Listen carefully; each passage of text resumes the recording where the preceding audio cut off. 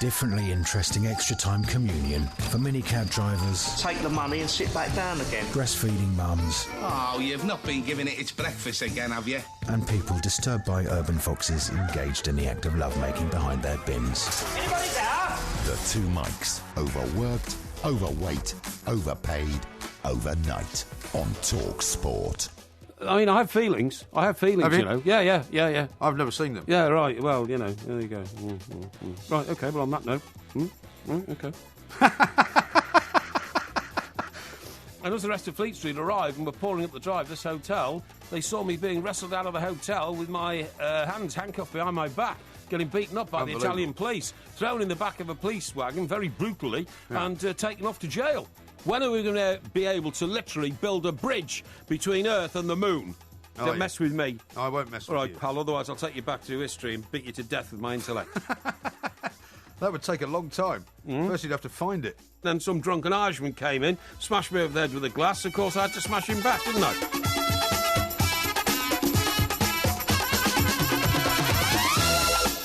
This is Talk Sport. We are the two Mikes, and it's time to say a very warm welcome and a very hearty welcome to Mr. Mike Porky Parry. Very good morning to you, Mr. Parry. Yeah, well, before you get into the good mornings, can you just explain the snidey comment about, you know, Everton's brilliant 0-0 draw down in Singapore? Draw, wasn't it? It was a 0-0 draw, mate, against a very competent Stoke team. Very competent, but you forgot to tell the audience that the way the game finished was on a nerve-jangling penalty shootout. Yes. In which Everton kept their nerve and won 5-4. Well, I said it was thrilling, You didn't bother I? telling the audience that, did you? I said it was thrilling, did I not? No, you didn't. Yeah, I did. No, you I said didn't. a thrilling 0-0 draw. You didn't say it was a thrilling 0-0 draw. I did. You said it was I said it was a thrilling. I said it was a thrilling. I don't know why you're seeing sarcasm. You're sneering. No, you are. No, you're seeing things which are not there. I'm not seeing things that aren't there. You're sneering. No. You're snidey. No. I have fed up with your attitude sometimes. Not at all. I mean, what more can I do? I said it was a thrilling 0-0 draw. That's how you've just described it. No, what you're trying to do is you're trying to prove that you've got this brilliant intellect where you can make a well, thrilling. It's not difficult when it compared to yours. Excuse me, where you can say a thrilling 0-0 draw. You want the audience to interpret that as a sarcastic comment not at all. about a football match where there were no goals. But there were goals. There were 9 goals, and you didn't tell the audience that when you snidely tried to. Well, I was giving you the opportunity to talk us through the very exciting and thrilling penalty shootout. Tried to pass off Everton's game as a waste of space. It wasn't. Did you watch it? No, I didn't. No, well, I did. Oh, did you manage to watch all the penalties, or did you leave before that happened, like you did at West Ham? on the night of the West Ham game, there was a tube strike in this town. Are you sure? We had to get a car to come and pick us up at West Ham. The car would not wait. It said, we're in such demand, I'm not hanging around for anybody. Right. We had to go down, and I admit we had to leave the ground before the 9-8 penalty shootout. Yeah, exactly, yeah. But that wasn't my fault. No, well, obviously, if you saw the penalty shootout this time around, then that would have made up for it in some small measure. Yeah, but you didn't see any of the game, and then you sneer and snide about Everton. I don't know where you get the sneering from. Wouldn't mind if you had a football club to support, Brentford. I was very fulsome in my praise. It was a thrilling 0-0 draw. I don't know what your problem is. You weren't fulsome at all. And before we get into the show as well, I want to have a go at the Mayor of London. Because the state of roads in this city now is so bad. It is bad. That it must be crippling the economy. Yeah, it is awful. It must be driving people psychologically mad. It's literally, I can't remember it ever being worse than this. I see road rage every night now. Yeah. I see people trying to make up 10 yards, where there are 2 lanes of traffic moving at snail pace because they are so desperate to try and get a small advantage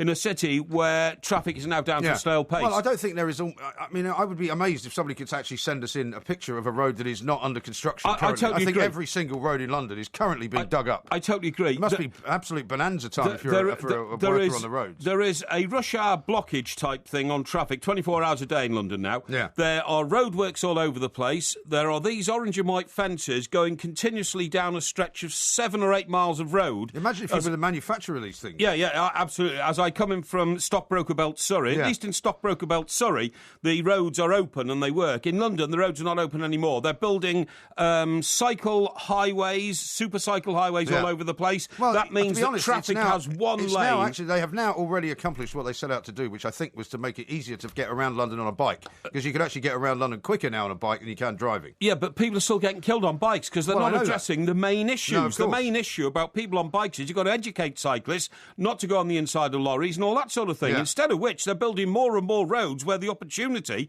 for a cyclist to get entangled with a lorry is there. It's absolutely outrageous. Actually, probably with all these roadworks, it's even more dangerous because, of course it is. People are sort of, Of course it is. Shimmying in and out of cones and traffic lights are turning red every second. It's a nightmare. But not only that, there are temporary traffic lights all over the place as well. Yeah. It wouldn't surprise me, quite honestly. I mean, Mayor Boris Johnson has now been elected to Parliament. Yeah. What is he doing running London? London's in chaos. Oh, it is. He needs to get a grip of London. Yeah. London is closing Well, down. he's bought some water cannon that he's not going to be able to use. Well, this is fantastic, isn't it? You know, this is a political battle in the cabinet. Yeah. Theresa May is a potential leader of the Tory party. I mean, do you believe, so as I is Boris do, Johnson. you believe as I do, that her turning down the official usage of these things is totally to squash him? Oh, nothing of course to do it with, is. Nothing Of course to do it with is. the people who are going to be fired water on. But he bought them in the first place to try and say to her, look, I'm more powerful than you are. I'm buying water cannon. Next time there are riots. By the way, these are the riots where, when he was on holiday in Canada, he had to be asked 3 times to come back home to sort out. That's right. If you remember, when they first happened sort of 4 years ago or 5 years ago. I was away like on holiday, funnily enough, at the time as well. Yeah, I noticed that as well. I wasn't asked to come you back. You decided to flee.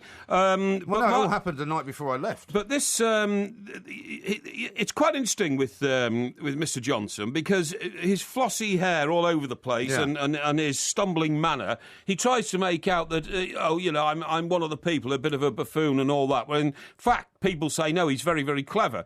I think he is very clever. No, I'm quite a big fan of his, actually. Oh, no, I think he's a buffoon now. No, I think he's a buffoon. No, he's not. To leave London in the state... Yes, he is. To leave London in the state it's in... Well, maybe he's doing that deliberately. Maybe that's a political ploy as well, so that whoever takes over from him will inherit such a mess that their running of London will be a complete disaster for the next 4 years. Maybe the North Koreans, have managed to infiltrate some part of City Hall, which is that ridiculously expensive building. Very nice round building by Tower Bridge. I was going to say, down on the River Thames. It's a lovely building. It's shaped like the headlight of a car deliberately to give the impression. It's quite a stunning building. Yeah, but it's so expensive. We don't need it. We don't need a mayor of London. If Boris Johnson wasn't here, London would run better. Well, who would run it then?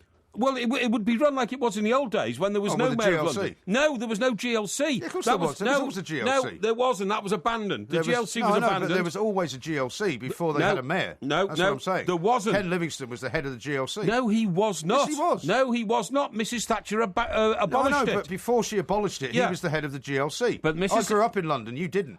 Well, I'm telling you, I know the history of it better. Mrs. Thatcher abolished the GLC. Well, what about before that? It was run by the London County Council. That's right. Yes, right. So there was a county council. Because if you go down to County Hall, which is just round the corner from here, you'll see it's now an aquarium. huge stones, and the words along the side say headquarters of London County Council. LCC, yeah, exactly. So I know more about it than you do. I went to school here. All the schools were run by the Inner London Education Authority. Well, I didn't learn much, you thickhead. Yeah, there's no point in getting Well, I get it. I am. And there are lots of people. Do you know what I think I'm suffering from? I think I'm suffering from road rage. I think you're suffering from lack of sleep. And I think that's down to Boris Johnson. I think that some evil foreign powers infiltrated whatever's going on in this town. I'm not joking. I'll tell you what. I've never seen him more irate than this. Well, but we must remember, though, that there's loads and loads of people out there who do not live in London who probably find your rants about the London traffic system completely and utterly I want to apologise to them. You know full well... it's not just London. The world does not revolve around London. You know full well that I don't want to live in London or anywhere near London. You know full well that when we go to Newcastle this weekend and we do our show at the... That's where you want to retire, isn't it? Because you told everybody up there in the paper that's what you want to do. I do. I want to retire to Northumberland with beautiful coastline. You haven't asked them if they would like you to retire up there.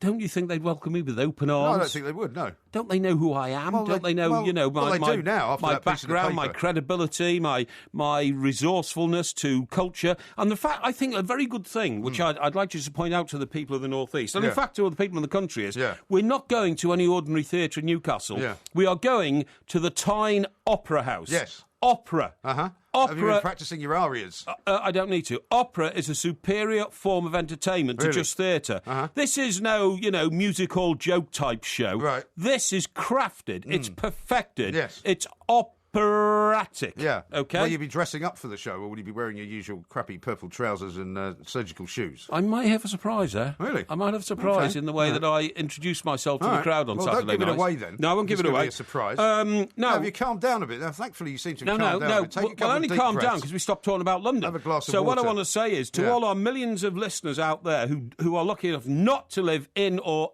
near anywhere near London. your cities will go the same way, because what happens in London spreads out. Politicians Yeah, see... but there's not. But other cities have got the advantage of having fewer cars, fewer people, Yeah. fewer lorries, Yeah. fewer trucks, Yeah. fewer taxis, fewer Ubers, all of that. well- And so, therefore, their road system isn't Yeah. anywhere near as clogged up as But ours. the thing is, Mike, the reason it's gone so ghastly and terribly wrong in London is because it's over-politicised now. Because we didn't need a mayor, now we've got one, now he's got to find something for him and his 9,000 people that he employs to do, and that spreads everywhere else. Every other city now wants a mayor. You don't need a mayor. A mayor is just another level of government. That No, means... I think a mayor in London is a good thing. No, it's not a good thing. I disagree with you entirely. No, it's a terrible thing. We never used to have one, and London used to work perfectly well when what happened was, when the GLC was abolished, because Ken Livingstone was trying to seize London and turn it into Livingston People's Grad. Republic, yeah. No, Livingston Grad was a name that could have been considered in those days. What I'm saying is, it was then left to the individual boroughs, like Westminster Council, like Bexley Heath Council, like Bromley Council, like Hillingdon Council and all that, and it ran perfectly well, and now we have 2 more layers of government over that. And that's why 50% of council tax, where I live, goes to paying the pensions of people who used to count. They used to count drawing pins in the offices of council blocks, which are not needed. Just calm down, right? Now, I'm going to end with a couple of views on what you've just started doing. You're going to be all right, by the way? Yes, absolutely. Okay. Yeah. Roy says this: "Oh my God, a sign of the apocalypse." I agree with Porky about Boris the buffoon. Thank you. But Ant says it sounds like he's describing himself when he's describing Boris Johnson. What? Hashtag bumbling idiot. This is Talk Sport. We are the 2 Mikes. This is Talk Sport. We are the 2 Mikes. There will be a podcast coming out a little bit later on. Thanks to Georgie Bingham and to Jason Cunliffe for the Sports Bar. They'll be back at 10 o'clock tonight. I hope you've calmed down a bit now after that road rage thing. I wasn't inflammatory. I was merely taking the opportunity I thought to you were point out. spontaneously combust. No, actually. London has closed down to all intents and purposes because of the amount of roadworks which are clogging up this great city, and the man in charge is Boris Johnson, so he must take responsibility. Now, let me read you a few tweets that have come in on the subject. Rep says Parry should let Johnson's tyres down. Steve says use Boris's water cannons to hose and cool Porky down after the excitement of the Everton ball draw. Yeah. Carl says sounds like Mr. Parry has taken too much whiskey in his coffee. Cheer up, Porky. And here's one from Bill who says, MG, give bloody Parry a sleeping tablet and do the show on your own.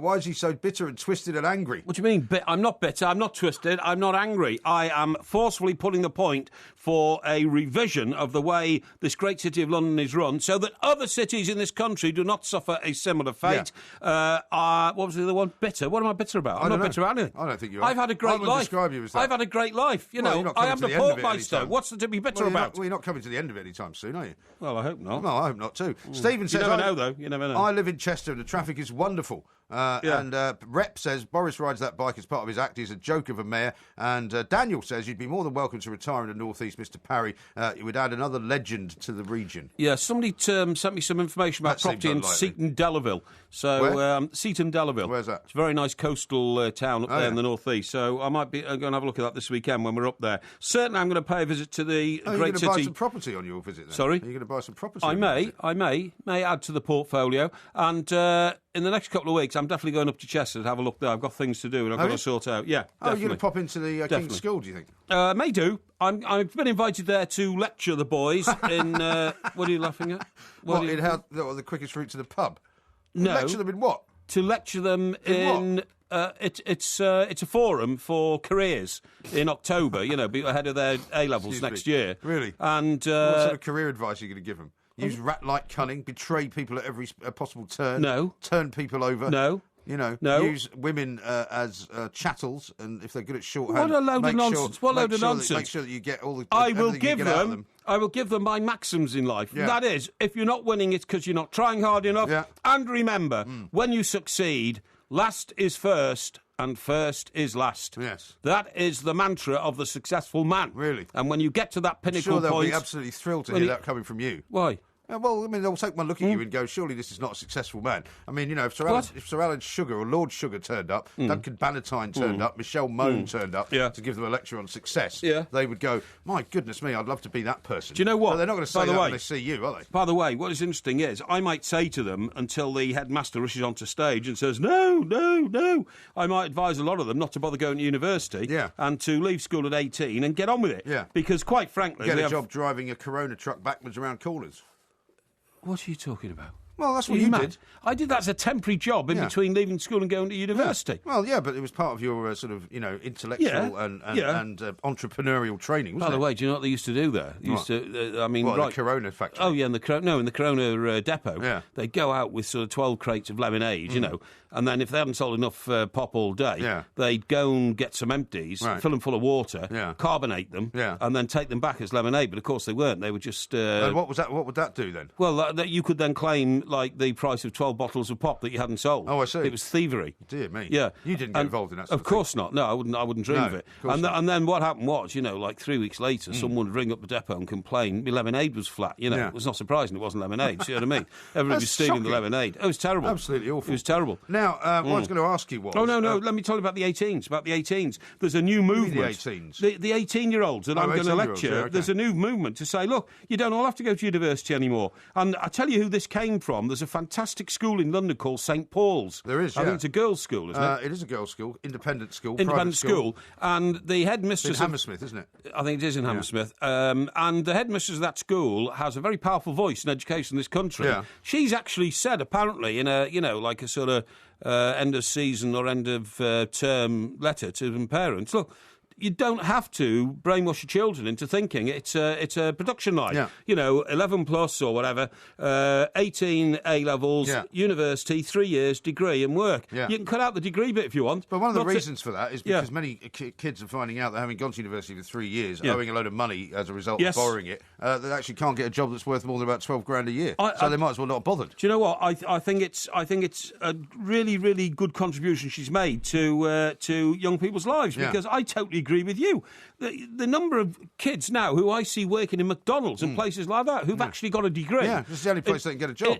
And they've got a degree in a meaningless subject. Yeah. Lots of them have got media degrees. Yeah. It's fairly meaningless, a media degree. Yeah, it is, because there's no practicality in it to all intents and purposes. I mean, it might give you an opportunity to get an interview for a job for which there are usually about 12 to 20,000 applicants for every single media job in the country. You know, it's absolutely incredible. But I mean, she's saying everywhere you go now, you see youngsters working in all sorts of menial jobs, and because they want to earn money. But that's no bad thing. And they carry around a CV in their pocket saying, I've got a degree. But that's no bad thing, because I mean, once you're in a place of work, you know, you can work your way up. And also, but if you do it from the age of 18, you've got more chance of by the time you're 21 and all these other sort of contemporaries of yours are coming out of university, you'll be leaps and bounds ahead of them. I totally agree. Actually, if you do give them that advice, I think you'll be on the right track. Yeah, I totally agree. I mean, my hero in success is Sir Terence Leahy, the former boss of Tesco's. He was the chief executive, who started as a shelf stacker in his local Tesco's and became the most powerful retailer in this country, if not the world. And I don't believe that there's any reason why that couldn't happen again to I somebody agree. who went to work for Tesco's. I agree. Now, well, I think Sir Philip Green, you know, who's another one who's just got a new boat that he's floating around on somewhere in the Mediterranean, something like that. I think he started as, like selling blouses in BHS or something, went on to own it, something like that. Yeah. Exactly. Yeah. Now, what I was going to ask you was, being as you are the seeker of truth and justice and you're a trained observer, I wondered if you'd been creepy about my car on the way in tonight. No, why? What's happened to it? Well, I thought you might have had a look inside to see the state of the interior. No, I tell you I didn't, because once again, the road outside our offices are closed. Yes, of course. So you've actually got to break the law now to get in front of the building. No, you don't. You just have to come around the other way. No, you have to go across a one-way street. No, you don't. I went across a one-way street. You don't have to do that. Didn't you go across a one-way street? I did it the first night, but not the second night or the third night. Well, second and third night I forgot, so I still had to. No, right. Had to go a short distance up a one-way street. By the way, if Mayor Johnson's listening, you can take your one-way streets, mate, and shove them, because you make it so difficult to get around London now. I'm going to go up and down as many one-way streets as I want, whilst you have all the roads dug up. I think you might find yourself getting a lot of tickets. I mean, I don't think there's a camera down there. The reason we went up the one-way street the last time was because you come to the part of this road, Hatfields, which is shut, and you can't turn left because it's a one-way street the wrong way, and you can't turn right because it's a one-way street the wrong way, and you can't turn round because the street's not wide enough. No, it's right. So that's why we had to go up the one-way street. However, what I did was I then went a different way. So last night and tonight, I came in a different way. You're clever, are you? Yeah. Well, I'm not clever. I just think there's no point in going down a one-way street and risking getting a ticket. Well, how would you get a ticket this time of night if there's no warden around? Well, there's a camera there. There's no camera. Well, there might be a camera. This is the most photographed city in the entire world. Yes, you don't know that's that. True. It's right. You Yeah, can't do anything I without wouldn't being on pay. I'd protest. Anyway, I'd chain myself to some of the roadworks. Chain yourself to it? Yeah. People would throw Something tomatoes like at you. They'd love that. Now, the reason I was mentioning my interior of my car is because I got my mirror fixed. Oh, no. I thought you might have noticed. Super glue? Not super glue, no. I told you to stick it back with super glue. No, it wouldn't work with super glue because it had been fixed before, but not properly, right? I'm not sure I believe I took it to Halfords, and a very nice man. Halfords? What did you bother taking Halfords for? The car's only worth 30 quid. How much is the interior mirror worth? I don't know. Not 30 quid, I bet. No, it's probably worth quite a lot, actually. Rubbish. Because when I looked on, funny enough, when I looked on eBay to buy a new one, it was about $100 to buy a new one. $100, yeah. Well, So you're going to get it imported from America. It's that important, I didn't want to buy a new one. So anyway, I went to Halfords, and they're very nice there because they've helped me with a few lights and things that I've had put in. Have the they past. really? Yeah. Which branch of Halfords is this? It's on the Old Kent Road. The Old Kent Road. Yeah. Hey, that reminds me of Roll Out the Barrel. That's the Old Kent Road, isn't it? Well, it could be, but not necessarily. Yeah, it's got nothing to do with the story. And do you know what? The guy put it in for me, right? Yes. Clipped it on, did a fantastic job, and Yes. it's not sort of shaking anymore, so I think it will stay in for a while. And, do you know what else? What? He didn't charge me. What, at all? Didn't charge Well, how me did he fix one- it back then? What do you mean, how did he fix it back? Well, how did he fix it back that you couldn't, well, so I he didn't told charge you? I told you, it's on a couple of clips, right? Yeah. And so it just needed to be Yes, sort but of put back in properly. Our producer stroke tech op stroke engineer did that the Executive other producer, night, yeah. but it fell off again. Yeah, well, he wasn't able to do it quite as well. I think that was the problem. Whereas this guy, being an expert, which is where you always go, you go to find expert help. Yes. He obviously did it right, and it took him about 5 minutes. And I said, "Oh, thank you very much." I said, "How much can I pay you for that?" And he said, "Oh, don't worry." Did you slip him a tenner? No, I didn't give him anything. You miserable git. Well, he said You he didn't want any money. What? Hey? He said he didn't want any money. What he said was, I'm not going to officially charge you. Wink, wink. He didn't wink. He wasn't winking. Wink, wink. No, he wasn't winking. And then he puts his hand behind his back and his, He didn't and put his, his hand behind his back. and his palm, sort No. of, his fingers come to his No. palm. That means I'm not charging you officially through the books. No. Slip me a tenner, pal. No, see, if that was in America, he would have stood there until I gave him some money. Whereas In America, he'd have disabled your car if you hadn't given him any money. No, but in America, you understand that that's the way things are. In this country, people don't want tips, right? So I wasn't going to embarrass him by trying to throw money at him like you would do. Last time... So he was walking away from me and not standing there, so I don't think he was expecting anything. Well, hang on, let me tell you he was a something. very, very nice guy. Let me tell you something. Last time I got my tyre fixed, that was my third puncture in a year in my in the old Merc, right? I went to the Seen same the time, by the way. I went to the same. Never mind about the time when I'm trying to educate the audience, okay? I went to the same quick fit place. Yeah. There's nothing quicker than a quick fit fitter. Yeah, all right, it's not an advert. Yeah, I know, yeah.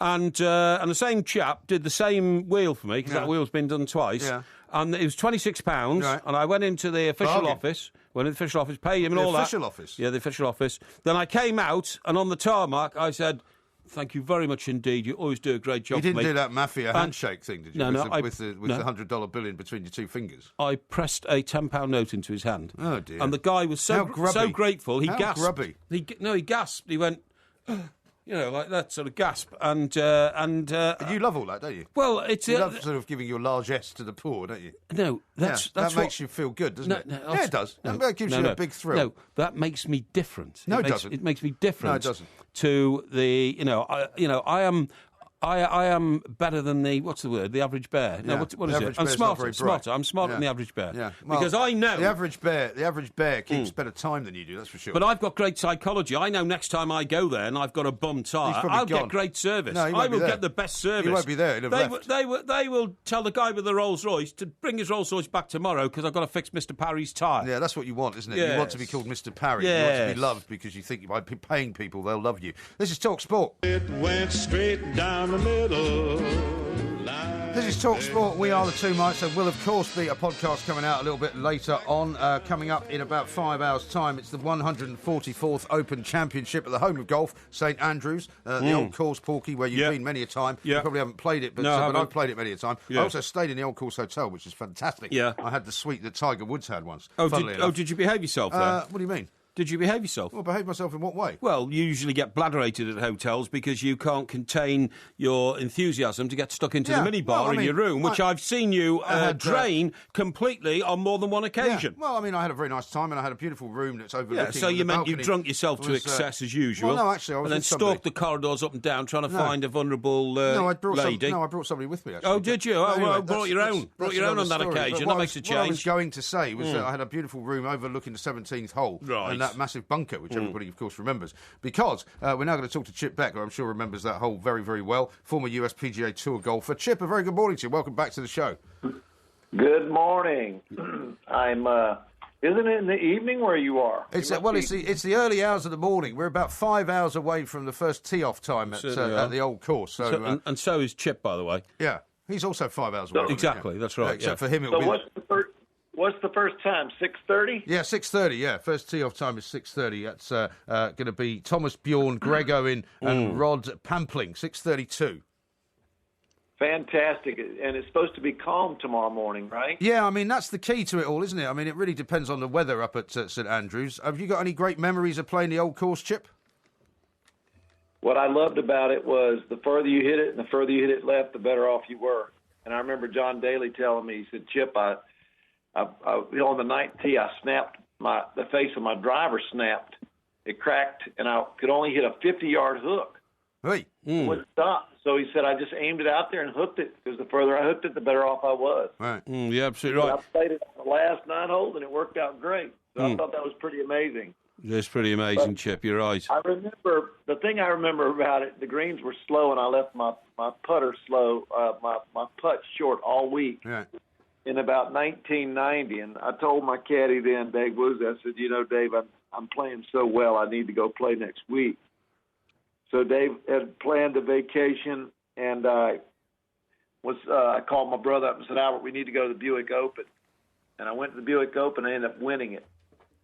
And it was like I came from eight shots back on Sunday to win over Hale Irwin. So that's what I remember about the Open Championship. I hit the ball so well, but I couldn't get the ball in the hole. Yeah. And that was frustrating. Yeah, well, that is a problem. Now, Chip, tell me this, because what we're worried about on this island of ours is that the absence of Rory McIlroy may bring to a juddering halt the man's meteoric career. I know you could say, well, hang on, he's only missing one tournament and it's only an ankle sprain. It's not the most vulnerable part of a golfer's body. It's a ligament thing, isn't it? It is. But what I'm saying is, you miss one tournament like that, the momentum, washes over you. Young Spieth might become the number one golfer in the world. It's a very, very untimely injury for young McIlroy, isn't it? It is. And, you remember when Phil Mickelson broke his leg skiing. Yeah. That was a really untimely event in his life, but it seems like people with talent just seem to overcome it very quickly, very easily. So I don't think it's going to be a problem for him. It's just unfortunate for the tournament because he has been playing so well. He has. And what do you make of Jordan Spieth and the fact that a lot of people are talking him up? I think he's 8-1 now to win the Open, despite the fact that's that impossible. He hasn't got a lot of experience of links courses. Never really played St Andrews before. Yeah. Can he come in and do something amazing? Well, I do think that St. Andrews is a little bit more open than some of the open courses, and it comes down to putting. And, he's the best putter in the world right now, so it's going to be hard to stop him if he gets that putter going like he has in the last, 2 majors. So it's just incredible. Chambers Bay was pretty wide open, the widest fairways they've had in U.S. Open history, and he beat him with the putter there. So it could be the same thing. And what about the sort of British contingent? Justin Rose might be sort of top of the tree 33-1. Justin Rose, as far as we're concerned. You've also got, of course, Ricky Fowler, who's playing well. He won the Scottish Open. There's always people like Jimenez, Henrik Stenson. I want to see Poulter come back. I want to see Poulter make some sort of a challenge. Come back. And Tiger Woods, of course, just before the tournament gets underway, still saying that he believes he's got a chance of winning it. Has he? I think he probably does. It looks like he's swinging really well. He's been on an upswing. He's definitely improving his game.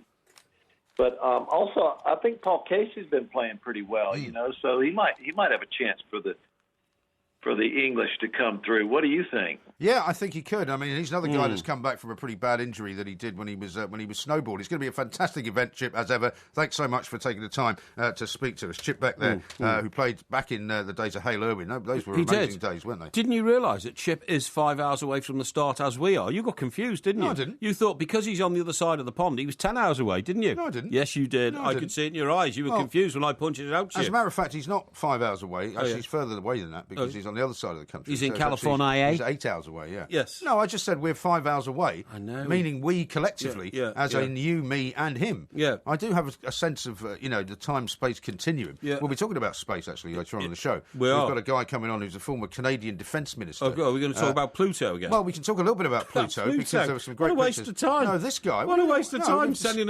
a spacecraft to Pluto. No. And it took 9 years to get there. 9 years to get there. And we're now seeing the fruits of their labour. It travelled 3 billion miles. I didn't know there was 3 billion miles of, space, you know. Well, I'm not surprised you didn't know that. There's a lot you don't know. And do you know what it did?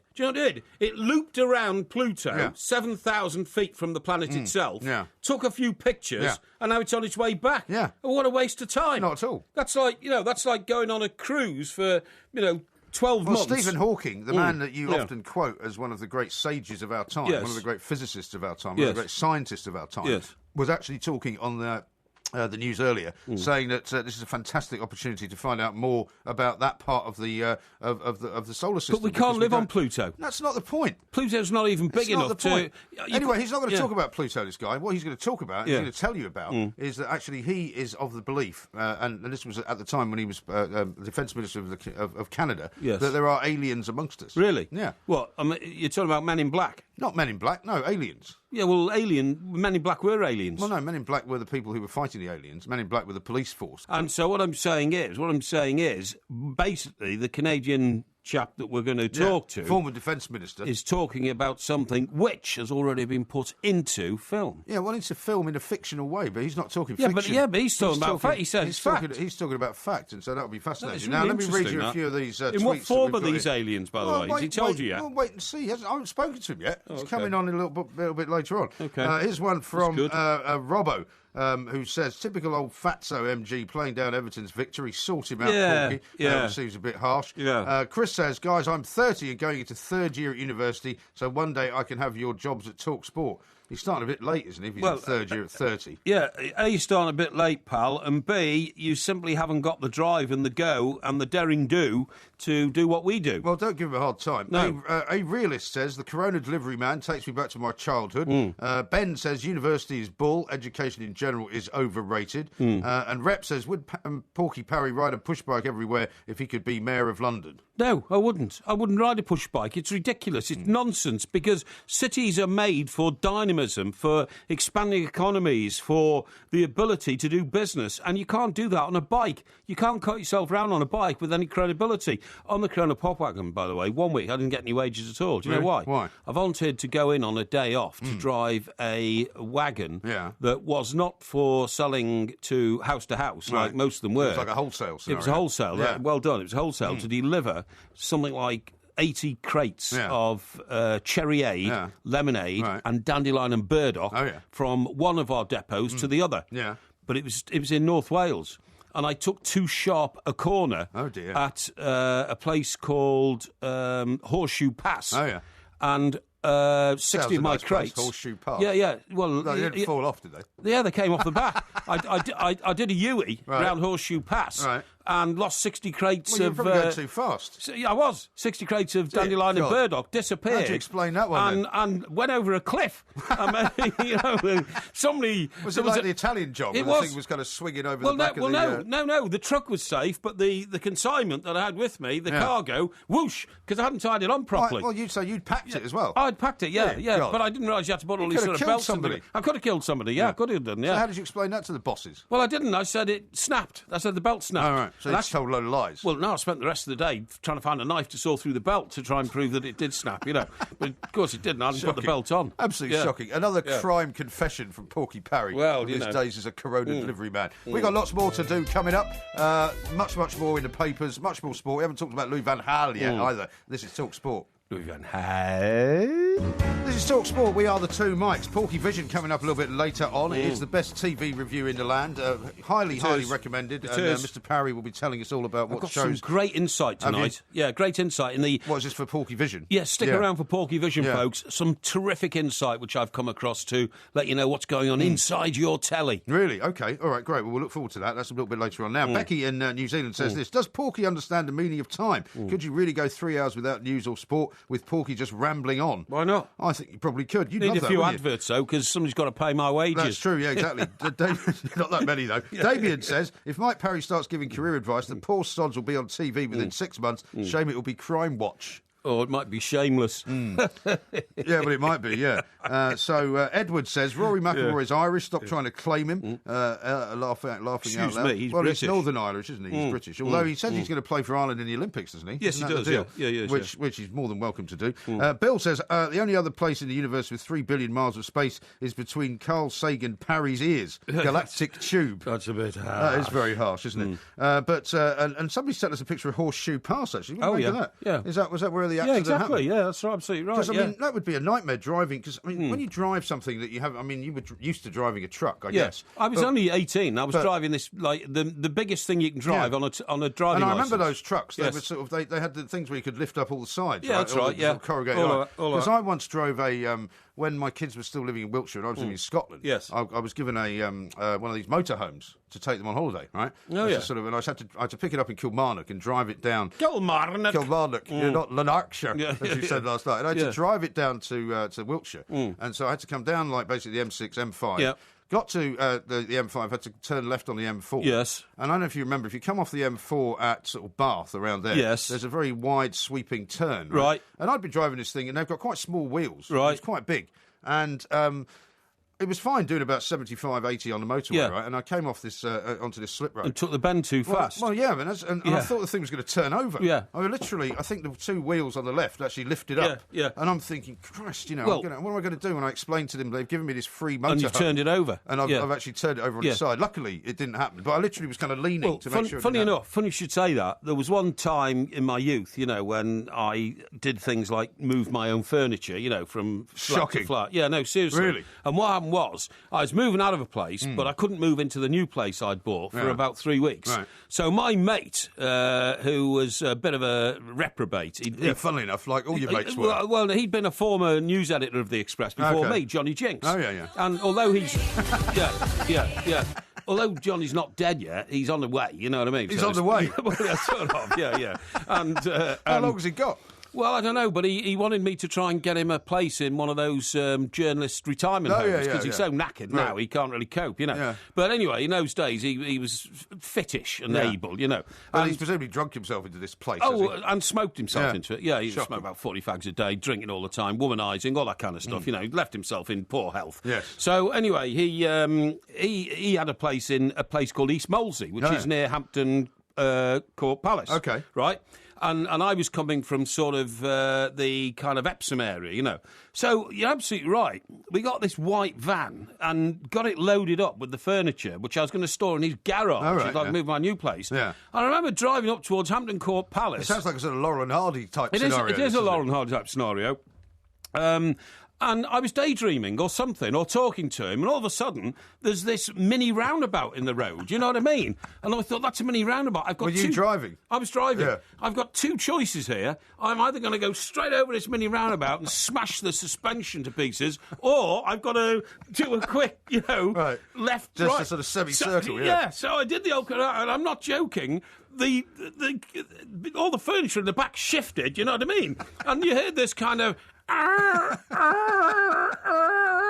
And it was like a James Bond film, and I tried to lean to the right towards the driver's door. Well, when I was in this, to try and stop it going over. And honestly, I'm sure we were half an inch from the thing going over. It was a shocking experience. Yeah, absolutely. And again, right. I felt like you. I already in my head. I thought, when this goes over on its side, how am I going to get all the furniture out? I know. Yeah. And all you can think of is that if this does happen, I'm just going to have to walk away, leave it. Yeah, exactly. So I can't tell anybody. Now, a couple of references to Northumberland. Naz says, please do not let Mike Parry anywhere near Seaton Delaval.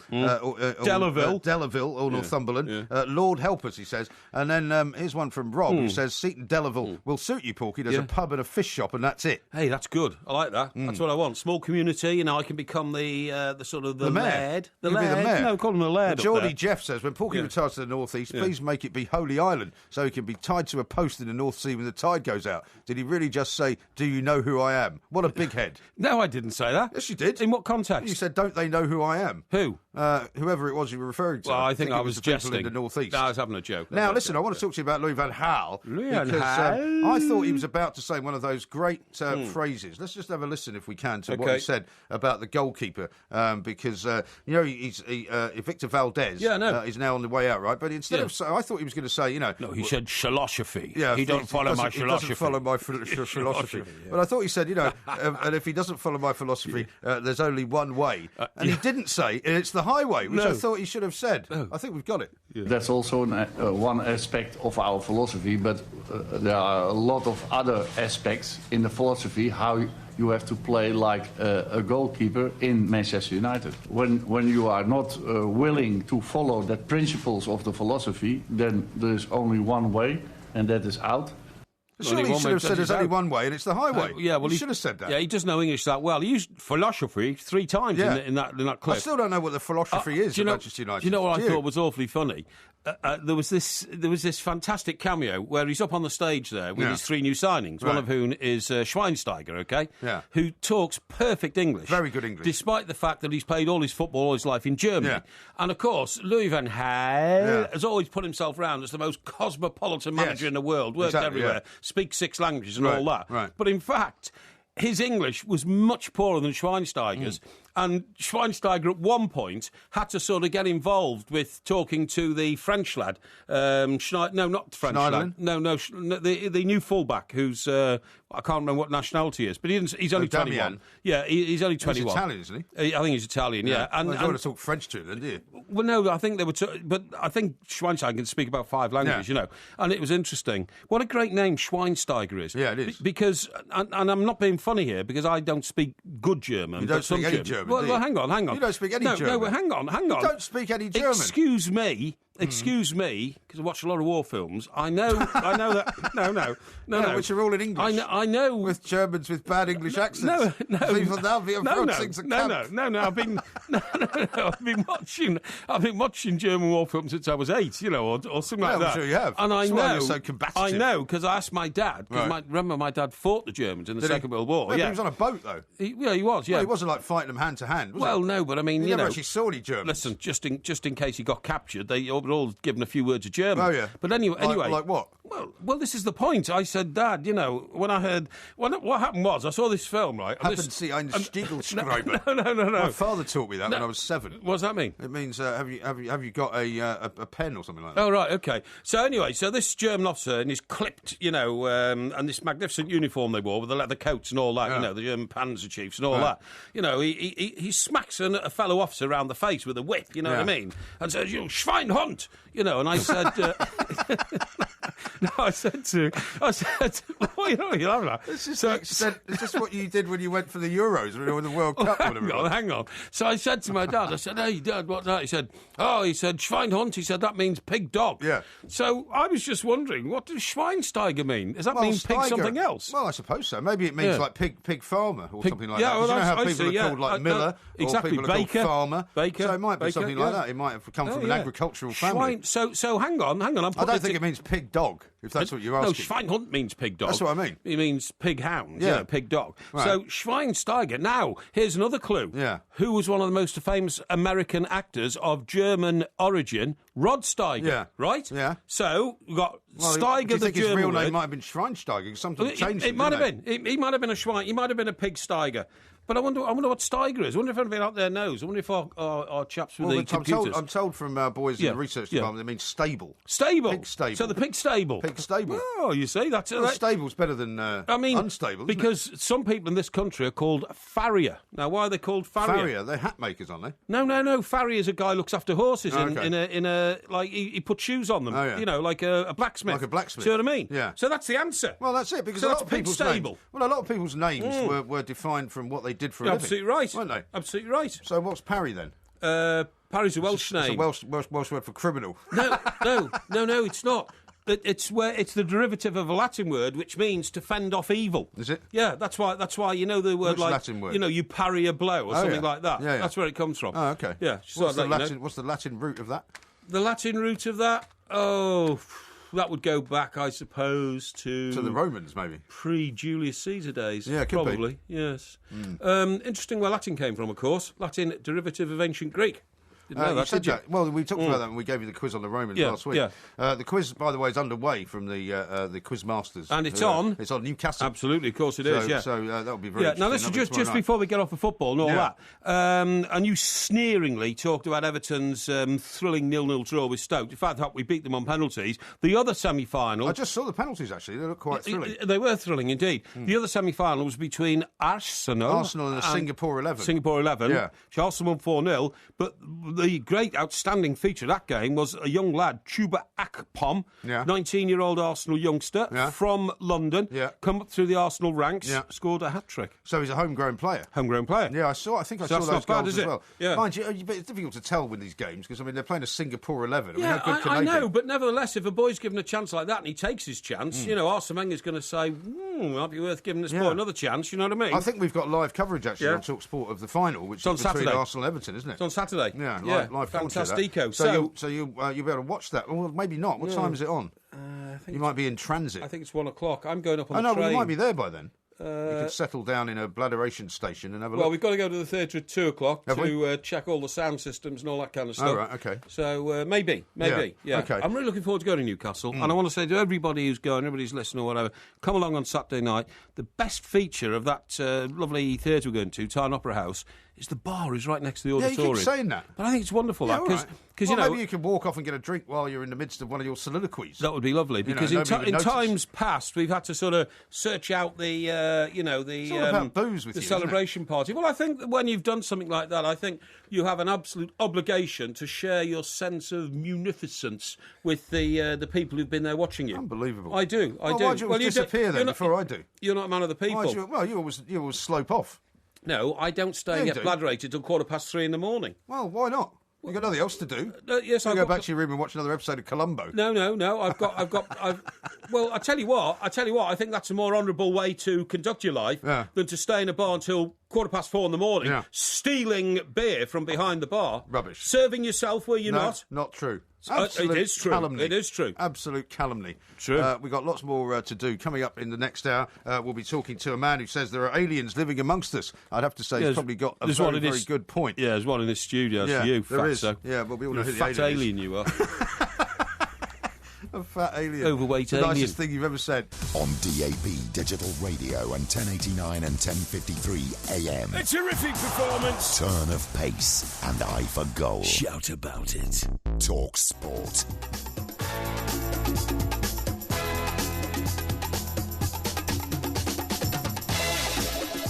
This is Talk Sport. We are the two mics, and I've got some great tweets and texts coming in. Well, can I just read one out first, please? Because you normally do. This is from our friend Liz, who is a regular contributor. She is. And she's a bit of a minx, but she says... minx? Yeah, she says to you, Mike, please don't bring an expert on, because old Porky will always be so rude to these experts. Tell them it's all utter rubbish, and it's my favourite part of the show. Yeah. So there you go. I'll try not to be rude to our expert. Yeah, try and be nice to him. Well, I will be. I'm fascinated to hear what he's got to say. He's a very venerable chap, and he's been around for a long time. Say a former Canadian Defence Minister. That's right, yeah. His name is Paul Hellyer. Yeah, Paul Hellyer. You know what happened to the Conservative Party in Canada, don't you, about 15 years ago? No, tell me. It disappeared. Do you remember that woman who became the leader of the Conservatives in Canada? Yeah. And her famous expression was, don't mess with me, I've got tanks, when she became the Defence Minister. Okay. And she was so inept, she managed to wipe out the Conservative Party in Canada. Literally wiped it out. How strange. A bit like some people think that at the moment the Labour Party in this country, right, is on a real crossroads, at its future Jeremy and all this kind of Corbyn's stuff. going to win, isn't he? by the looks of things. Well, it looks... Well, is he, or is that just the way the bookies are interpreting it? We're told that he's 15% ahead in the polls. It's amazing, that. And one of the reasons that's happened is that all these Tories decided what a great idea it would be, what a wheeze, to join the Labour Party. And then vote for somebody who can't win the election. Yeah, because you can join for £5, basically. Is that right? And that gives you a free vote in the leadership election. That's so supposedly, like thousands of them have joined the Labour Party, and they've all voted for Jeremy Corbyn, because they know if he gets in, Labour will never get into power again at any point. He's so far left. He's left to Ken Livingstone, isn't he? He makes Ed Miliband, who lost it for being too left, he makes Ed Miliband look like a Conservative. Yeah, he does. Yeah, he does, absolutely right. I don't understand the philosophy of all that, because the unions are very strong in supporting Labour. Unite are the main union, the richest union. They're run by Red Len McCluskey. Right. And he keeps saying, we've got to go further left. Yeah. And yet all the evidence shows that when Labour go left, they don't win elections. Exactly. Well, that's the great quandary for Labour, isn't it? It is, yeah. Now, let me read you a couple of texts out that I've got here.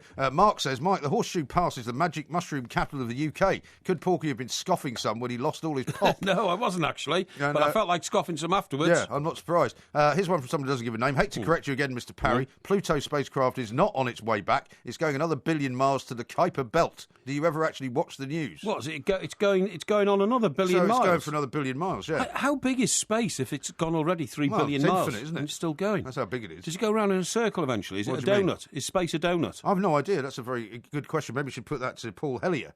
Well, I mean, is he an expert on space or just aliens? Well, he's an expert on aliens. I guess he must know a bit about space as well. I suppose so, yeah. I mean, it's a very good question. Yeah, Michael exactly. says this. I was fishing back in the 70s at Horseshoe Pass and had my pet dog with me. Yeah. I just caught a fish and was putting it back when I heard an almighty crash. I turned around and found my dog dead, crushed by a crate of dandelion and burdock. Yeah, well, it could have been. A mystery in my life until tonight, Mr. Parry. Yeah, well, there you go. I'm sorry about that, chaps, but these things happen. You know what I mean? I wasn't too good a driver, I have to say, in those days. Much better now. And then here's one from Pete in... I don't know if he's in Linden or if that's his name. He says, hello, chap. Schweinsteiger translates as pig climber. That's right. I lived in Germany and asked my German friends. Yeah, I saw that as well. So pig climber, that must mean like pig shepherd or something like that, I suppose, wasn't something it? Like that, yeah. Pigs climb up the side of mountains. But I mean, one of the things that I noticed today, Wayne Rooney gave an interview as well. Yes. And was talking about how well the two new players were settling in on their sort of trip over in Seattle or wherever they're going to play their first pre-season match. West one of the Coast. things he said was that, Bastian Schweinsteiger is a great guy and his English is very good, which has helped,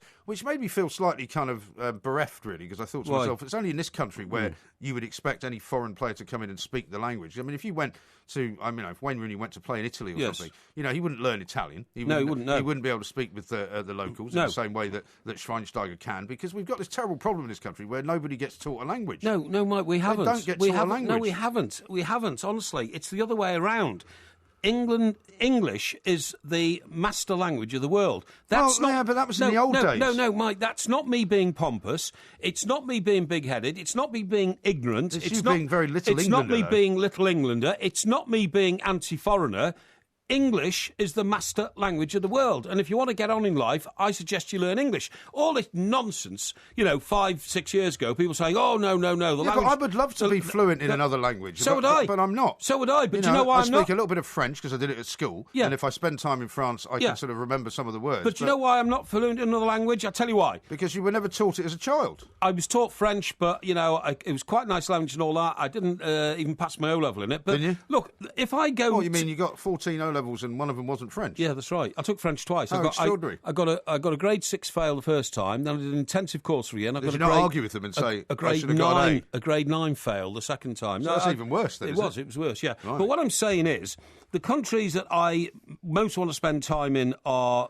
America, Canada, Australia, New Zealand, Commonwealth countries, because I have the same application to sort of lifestyle as they have, you know what I mean? They all speak English. But the other thing is... So for you, it's a cultural thing? It's a kind of cultural thing. The thing is, the other country block I love is Scandinavia. Yeah. Everybody in Scandinavia speaks English.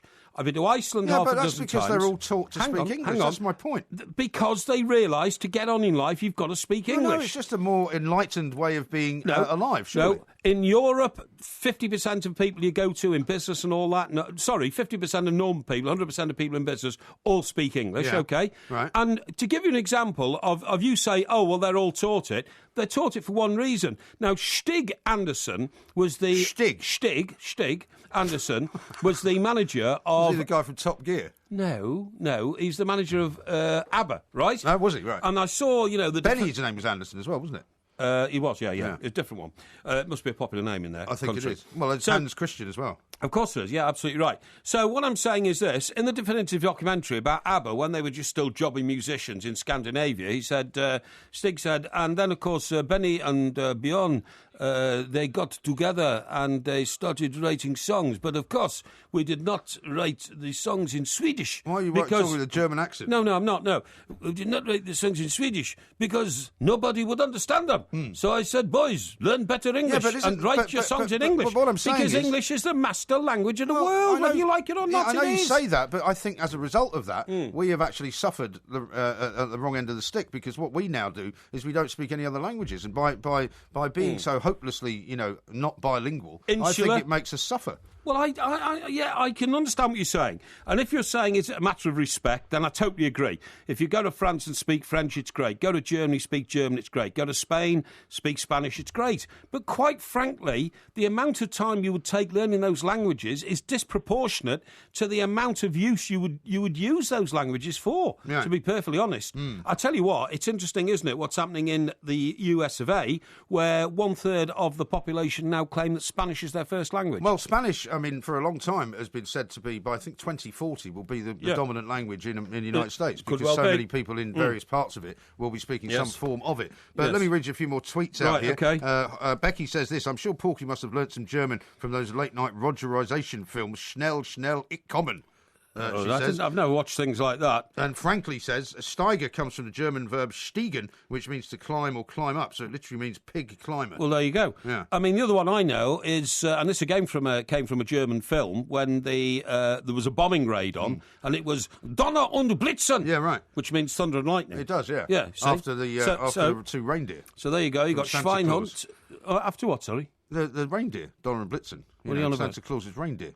Don't be ridiculous. Donner and Blitzen, you must know, the night before Christmas, when it's all about, nobody was stirring, not even a mouse. That famous poem that you read to your kids. Yeah. Well, I know you haven't got any kids, but you must have read it to somebody's kids. Yeah. Well, it talks about all the names of the reindeer, and Donner and Blitzen are two of the reindeer. I thought Rudolph was the Rudolph's chief one reindeer. Of them. Well, Rudolph's one of them, but there's also Donner and Blitzen. Well, I didn't know that. So we got Donner and Blitzen, you got Schweinhund, and I met a German girl once in Mallorca. We went for a... Did you? Went for what? A rendezvous. Frankfurter. Well, sort of. We went for a rendezvous on the beach late at night. Right. And I was whispering... separately? No. Arrange to meet her? No, together. Right. No, we were in a nightclub and we decided to go somewhere more private. So we went on the beach. So you went to a beach? Yeah, that's Much right. more private. Yeah, well, it was like, hidden beach, and so to speak. Hidden beach. And I was whispering sweet nothings in her ear, but only the German words I knew, Donner and Blitzen,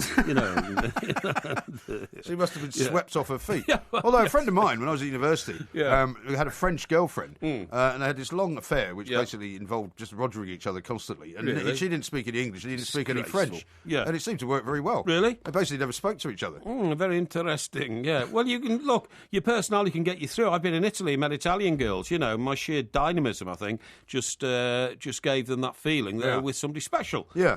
Well, I mean, European women. Yeah. I mean, if you are in your youth going out with somebody, I was an Italian girl for a while, and you felt very sort of sophisticated, didn't you? Yeah, of course you did. Yeah. I would have a girl from Padua.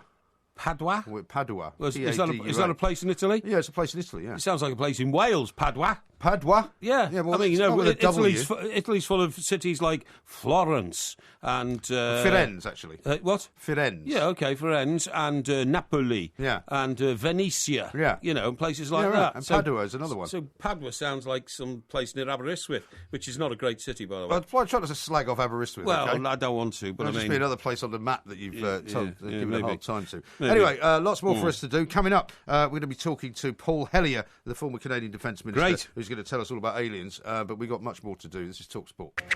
This is Talk Sport. We are the two mics. Paul Vision coming up a little bit later on. We're going to be talking aliens very shortly with Paul Hellyer. And, of course, there will be a podcast coming out. Let me just read you this from Sam in Scotland, who's texted into 81089. Okay. You can tweet us, of course, at the two mics, at Mike Parry 8 and at IROMG. He says, morning, MG and Mr. Parry. Guys, you will love the North East. I'm a Scottish-based Newcastle fan and Dunfermline athletic supporter. In my humble opinion, for what it's worth, Newcastle is a superb social night out, and you will love the friendly Geordie welcome. Magpie fans are pretty fanatical about about their football, very much like Toffees and Liverpool fans. Mr. Parry, I don't always agree with you, but you and MG are brilliant. I often listen when on night shift. Keep up the great work, and good luck with the show on Saturday. It's very nice. It's very kind of you. Thank you very much indeed. I do appreciate your good wishes. I've got one here. It says... what does it say? It says, well done, Porky, for the Boris rant at the start of the show. Yeah. And like the show as well, that's from Mark. Mark, thank you very much indeed. Populism for you. People will like that. Yeah, well, exactly. But, I mean, we've got to stand up to authority. If people are wrecking the city in which you live, you've got to tell them, okay? Yeah, well, don't keep going on about it. I'll tell you what I want to talk to you about, actually. It's an interesting story that I saw earlier on about how Prince William has been talking about the possibility of having a third child, right? And there's been all sorts of stuff, because, whenever anybody comes out with something to do with the royal family, people have been writing stories about, don't have a third child, because it's actually a very, very bad idea. Actually, I can agree with that. Well, because were you not a third child? I was the second of three. Second of three? I was the second of three. Oh, I thought you were the third. No, I was the middle. You see, I've got elder sister, right? So what, are you saying that your younger sister should never have been born? No, I'm not saying that at all. That's what you are saying. No, I love my younger sister. She's a wonderful lady, and is that Sue Ellen, or is that the other one? No, Sue Ellen's the elder one. Right. But my younger sister, Jilly, is a lovely girl, and don't give a name out. No, I won't give a name out. But no, the way it worked out was because she was the youngest, she became the favourite, of course, which always happens. Well, not always. Is it not always sometimes the case that the youngest one gets kind of left behind? No, which is what the point of these people saying it. Because you see, you can be brutalised as a third child. Now, in my case, what happened was we had a mum and dad, so they're a pair, right? Then two sisters, one elder, one younger, so they're a pair. Yeah. And then, so you were the odd one out? I was the odd one out. Well, it's not surprising you've turned out the way you have then. Well, maybe that's right. Because what happened was, if you're going on holiday, right, you've got to remember, you stay in a tourist hotel.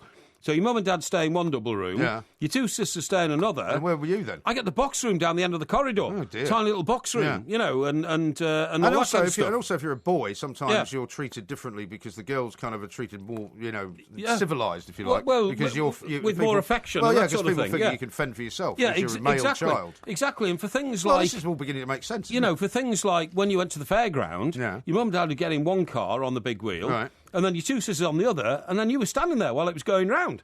This is awful. Yeah, I know. I'm actually almost on the point of feeling sorry for you. Well, these sort of things. I can see this vision of you standing there with your hands in your pockets, staring off at these people having a nice time. That's right. In groups of two. Well, this is the problem. And you must feel like that now all through your life, because you see people walking down the street hand in hand, and you think, I haven't got anybody. No, of course I don't. Sitting in a restaurant. Don't you do. You see people sitting in a restaurant, having a nice lunch with each other. You're sitting there with two fish and chips for yourself, two glasses of wine. No. That's awful. No. I'm feeling quite sad now. No.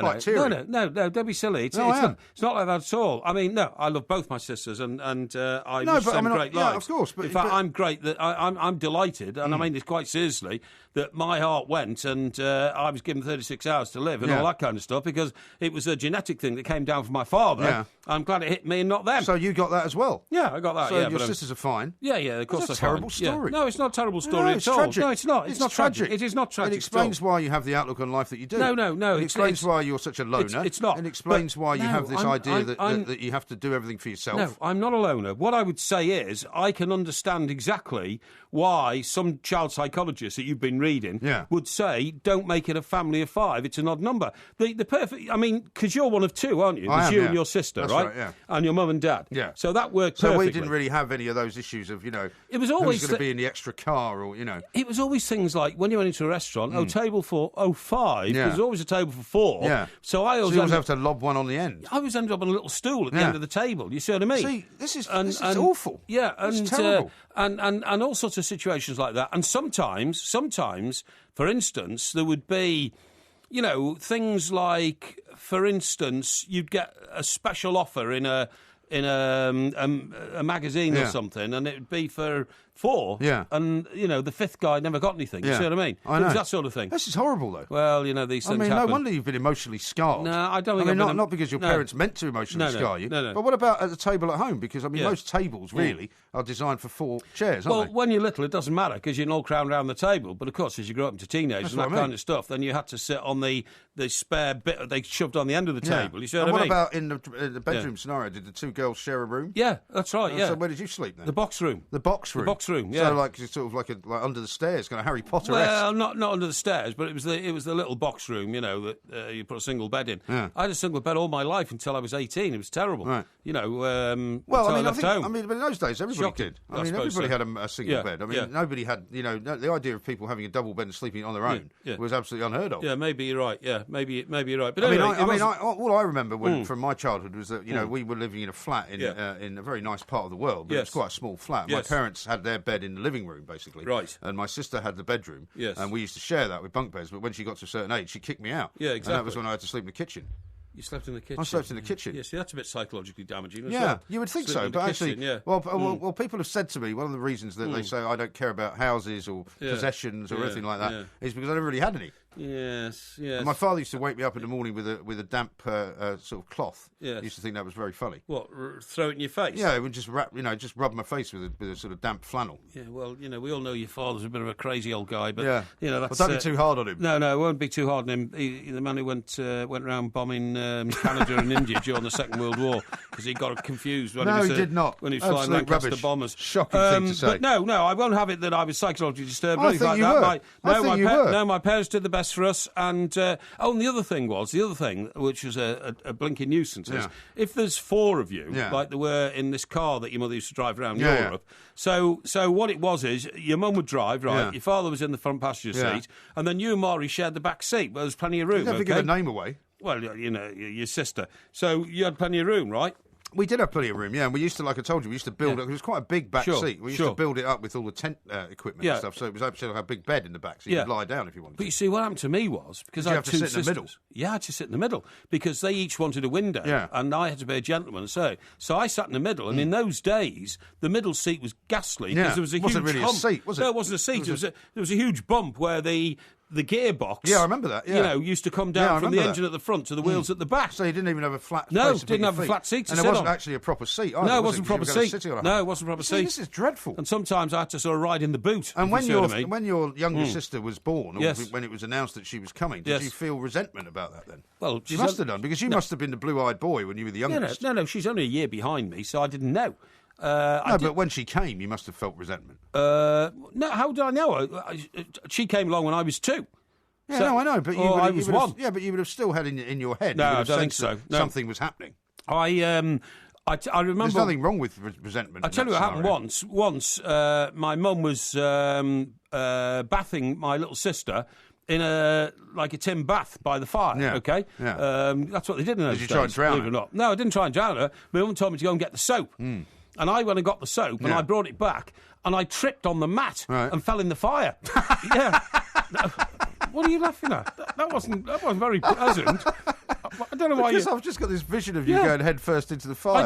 I did. I went head first into the fire, and my hands went into the fire, not my head actually, because when you fall forward, you reach your hands up. Did they get burnt then? Yeah, they got burnt. Yeah, my hands apparently went in the fire, and I burnt my hands. Dear God. But did they get the soap off you and then rescue you later? Well, I don't know, but I mean, what I'm saying is, see, I've said this many times to you, and you've always said that I was talking rubbish. Yeah. You had an awful childhood. No, I didn't. Very, very traumatic. No, I didn't. I had a great why childhood. You are the way you are. No, I had a great childhood, honestly. I was, everything was fine. And the minute I went to the King's School Chester, I realised my station in life, and that improved everything. Not a problem at all. Right. So there's absolutely nothing to worry about there, okay? Right. Now, David Chester says this. Mike and Mike, don't forget other Commando magazine classics.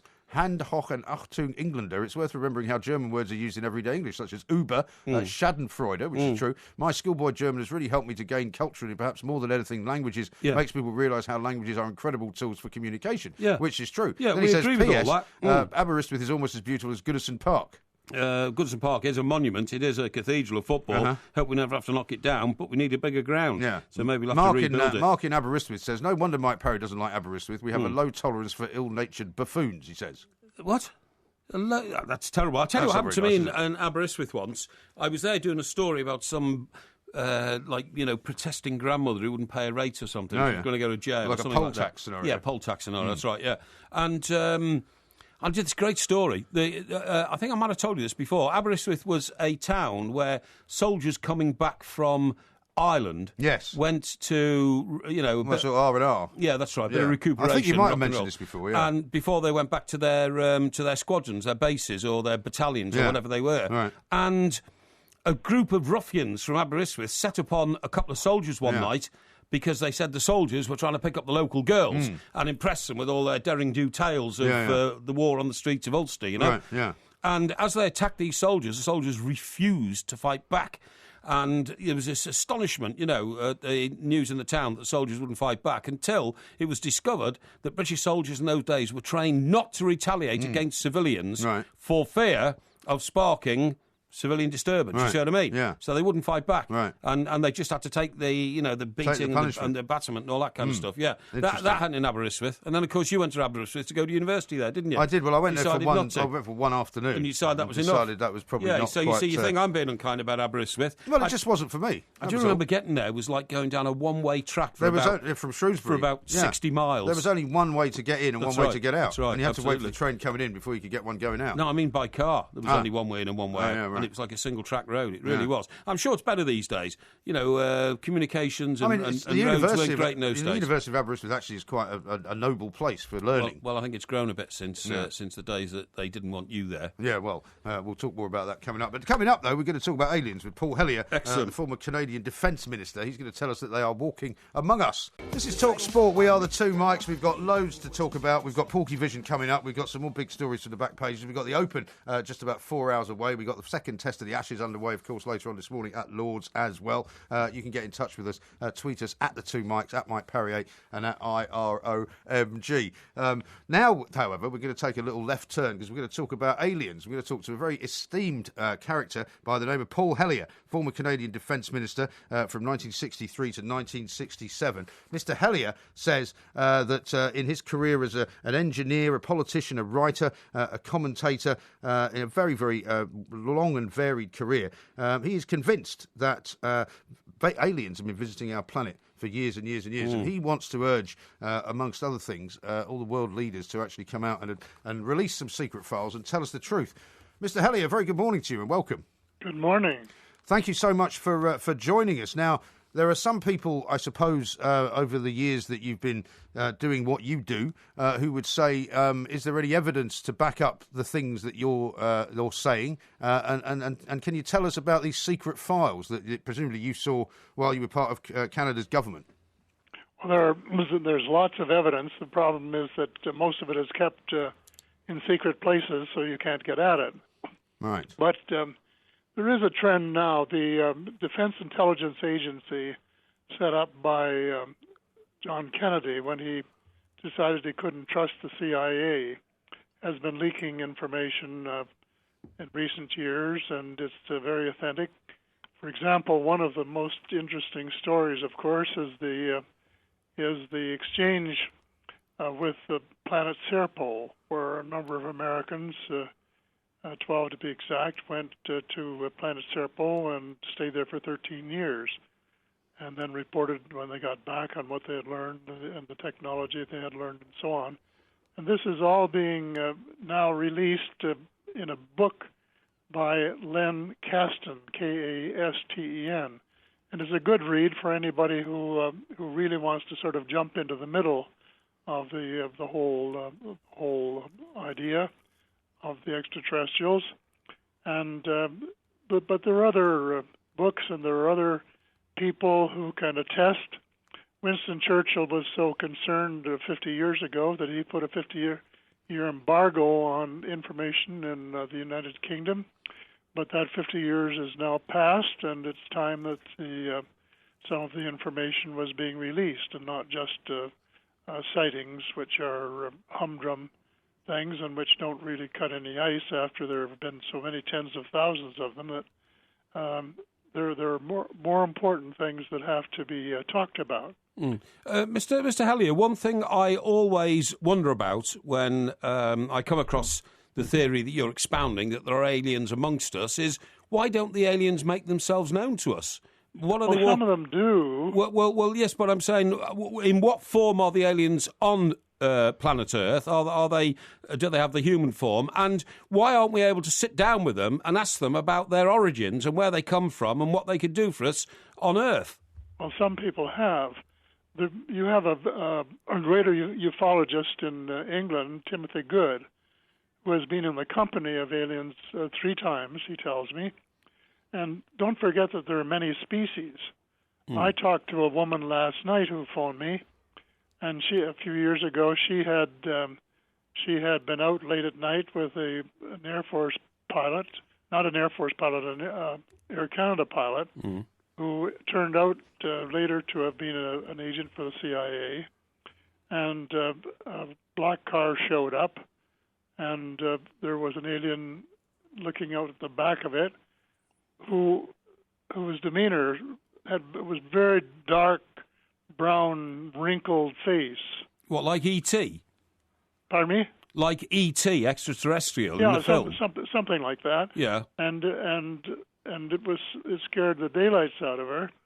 Whereas there are others who, like the Nordic blondes, who, if you met them going down the street, you'd probably say, "Wow, that's a nice-looking person. I wonder if they're visiting from Scandinavia or where." Yeah, but why doesn't that person go into a TV studio and say, "Welcome, people of Earth. I am from Why another." would they do that? What, sorry? Why would they do that? Because if they want to, instead of being here in mysterious and suspicious circumstances, why aren't they open about it so that we can all have a bonding and a brotherhood of humans and aliens? I think the problem is that you have governments deeply involved with 1 or 2 species who don't want the other species that you're talking about to have open contact with the public. Why not? Why not? Well, you'd have to ask them the question, but my feeling, and I've expressed it in my latest book very strongly, the book is called The Money Mafia, A World in Crisis, and I say that there is a cabal that is running the United States. The United States is not run either by the President or the Congress. Yeah. And the cabal, which is headed by the World Banking Cartel, and the oil cartel, and the multinational corporations, and then the intelligence organizations, the CIA, the FBI, NSA, and of course I think MI6 is in there a little bit, the Mossad too.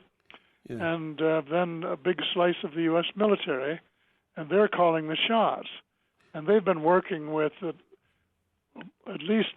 been working with one species at least for 60. Well, they're not running it very well, are they, Mr. Hallier, if that's the case? Look at what we've done to the Middle East. It's just smashed to pieces and released terrorists all over the world. How did the Second World War happen if this cabal was running things on Earth and allowed Hitler to come to rise to power? I mean, to be honest, I think that's a very, very far-fetched theory.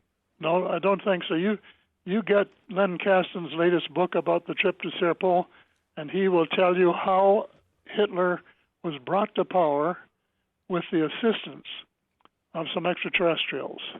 But you see, the trouble is with this, Paul. I mean, you were in the government in Canada, right, as Defence Minister in the 60s. So, correct, yes. I mean, were you not privy to some of these papers that you talk about today? Were you not privy to some sort of what you might call top secret information? And because the people that have the most of the information only give it out on a need-to-know basis. Well, surely if you were the Defence Minister of Canada, you needed to know, didn't you? Well, they say no, and the same thing with the President of the United States to a considerable extent, to too great an extent, in my opinion. But the only thing I was privy to then was were sighting reports. Right. The difficulty with all of this, I suppose, Mr. Hallier, is that some of the things you're saying now sound like some of the more popular conspiracy theories that go around on the internet, and so it makes it more difficult to believe your statements about aliens because of everything else that you're saying. I only use material that has been authenticated to me by prime sources.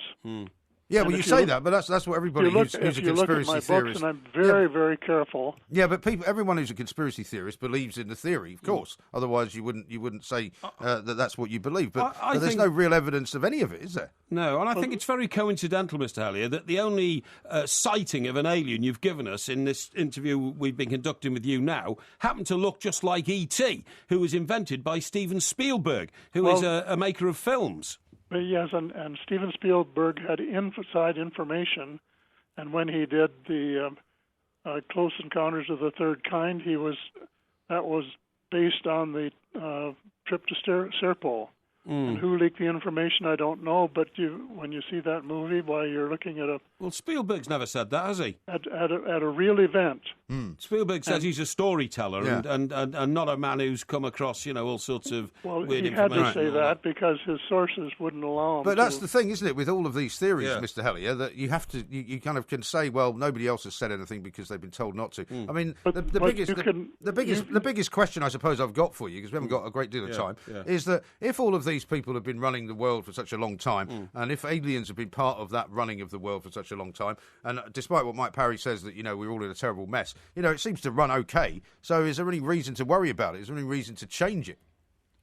I think there's great reason to be concerned because when it comes to the cabal, I don't know what their plans are, but I think it is to establish a world government which is unelected and unaccountable. Right, but we've been told, people have been telling us that for decades. They have, either they already do have that, which is what some people believe, and therefore the elections are a waste of time, or in fact they're still trying to impose it upon us. And if they are it's getting worse all the time. Look what they're doing to Greece. I think it's much better now. Look what they're doing to ordinary people, putting them out of business. Yeah, but hang on, Mr. Creating a debt society where all of us.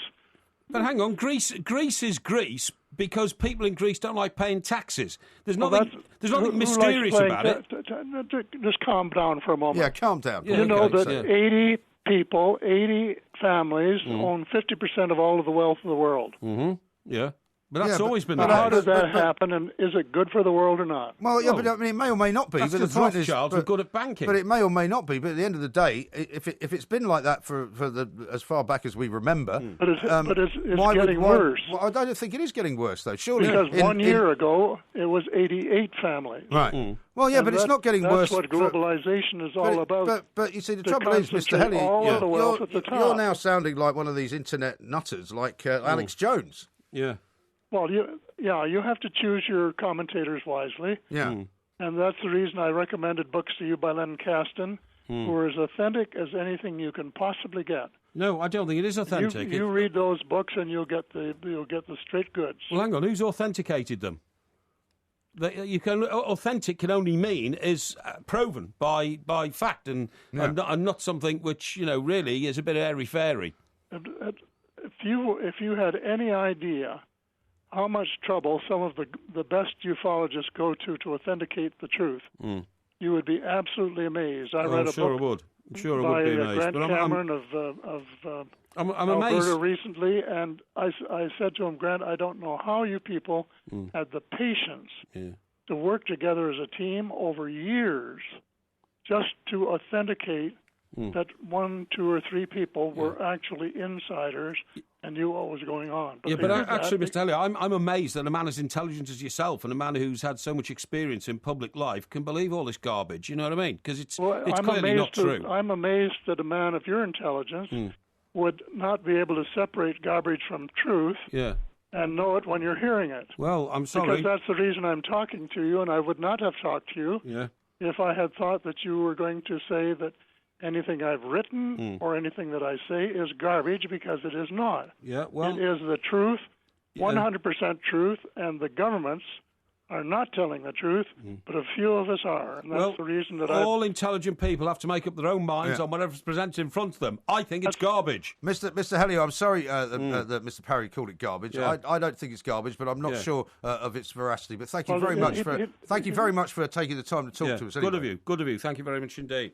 I mean, how many times have we heard these crazy theories? Well, I mean, the trouble is, when you started going on about, the Rothschilds running the world and all of that, and I know there are some people who believe all that, but I mean, if that's been going on for such a long time, and now the aliens are involved as well, why don't we just leave it to carry on the way it was? The Rothschilds and the Kaznos and all that built America on business principles that had never been heard of before, accumulation of wealth, right? And that was a physical process. That wasn't a load of aliens coming down to Earth. And Spielberg's a storyteller. Spielberg has read all these mad theories as well and thought, I'll tell a story about those. There's no evidence it ever happened, of course. No, there isn't. And if the world was run by these great... He didn't like you, by the way, though, did he? Well, Well, yeah, Mr. Hellier, because he was put to the fire by the Seeker of Truth and Justice. No, exactly. You've got to be frank with these people. You can't just nod your head sagely while they're talking all sorts of glorified nonsense about how the world works. If the world worked efficiently, the Second World War would never have happened. The Middle East of the last 10 years would never have happened. But you see, if you're a tinfoil hat wearing member of the tinfoil hat brigade, 9/11 would have happened. No, that's all part of the plan. You see, but I mean, after a while, you kind of go, really? Yeah, Are you absolutely sure? And if they are trying to set up a world government, you think they would have done it by now? There's still some crazies in this world who think the American government planned the destruction of the Twin Towers. Yeah, I know. That's how mad it all is. I know, it is mad. Yeah. We are the two Mikes. This is Talk Sport. Loads more coming up.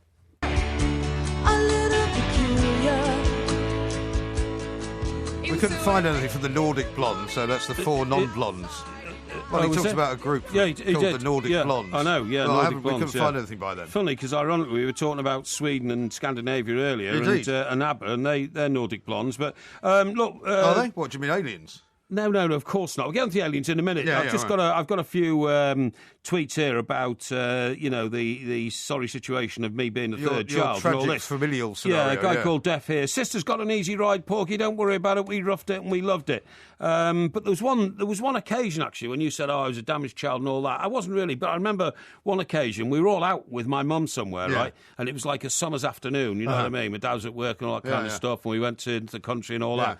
What, for a picnic or something? Yeah, picnic or something like that. And on the way back... So when there was only four of you in the car, yeah. Who sat where then? I mean, did you get to sit in the front seat? Well, my mum didn't drive. Oh, so how did you get out there then? In the country? You could walk to the country from where we were brought up. It was a walk up a place called Hoole Lane, and then you cross the bypass, and then you were in the country, so to speak. You know what I mean? Okay, well, I don't want to complete and utter sort of guide on that. No. But I remember we were coming back once, and although we'd had a picnic, we all wanted an ice cream. Yeah. And my mum only had enough money in her purse for 2 ice creams. No. Yeah. You're not going to say you didn't get one? I didn't get one. You didn't get one? No, I didn't get one. Well, how about they shared it? And how about you got like two between four and you shared it? No, my mum didn't want an ice cream, but me and my two sisters did. And my mum literally only had, I think she only had 1 and sixpence, and the ice creams were sixpence or something like that. And I mean, there are people who've said that. No, she only had a shilling. That's right. The ice creams were sixpence. She had a shilling. She said, "I only get 2 ice creams." I said, "Mum, get them for my sisters. I don't want one." She said, "I can't. I'm not." No, I said, "Do honestly, I don't mind." Right. And I let them have the ice creams because I thought it was gentlemanly. I'll tell you what. At that age, I was about 6. I'm feeling sorry for you, as I said earlier. No, you mustn't. Woodenhead has tweeted at the two mics. Says, "What a tragic tale of Mr. Parry's life. I'm in tears right now. Yeah. It should be made into a movie." Well, there you go. I know someday, maybe Spielberg will hear about it one of these times. Yeah, when did he start calling himself Spielberg? Steven Spielberg. He's not by Dutch. the way, Van Hal. Yeah, there's another explanation about the pig climber, right? Schweinsteiger does mean pig climber, but not. You don't climb hills and all that. The climber, in pig terms, was the man who held the pig down while the farmer executed him. Oh, right. Yeah, that's cheery. That's what a Schweinsteiger was. Yeah, okay. The pig climber is the guy who climbs on the back of the pig. Right. You know what I mean? Literally. And has the pig between his legs, well, the other guy comes along and slits his throat. That's not something I want to know about. No, well, we're just getting to the definition and the definitive history of German names. Yeah, but I don't think you want anyone to have that particular image in your head. And now, whenever I watch Bastian Schweinsteiger play football, I'm just going to have an image of him striding a pig. Well, that's horrible. No, he wasn't actually a pig climber. Well, I know he wasn't. It must have been some relative from, like the 19th century or something like that. One assumes. Yeah. Now, how about this from Kevin? Can't believe Parry was so disrespectful and ignorant to the last guest. I wasn't. A complete plank.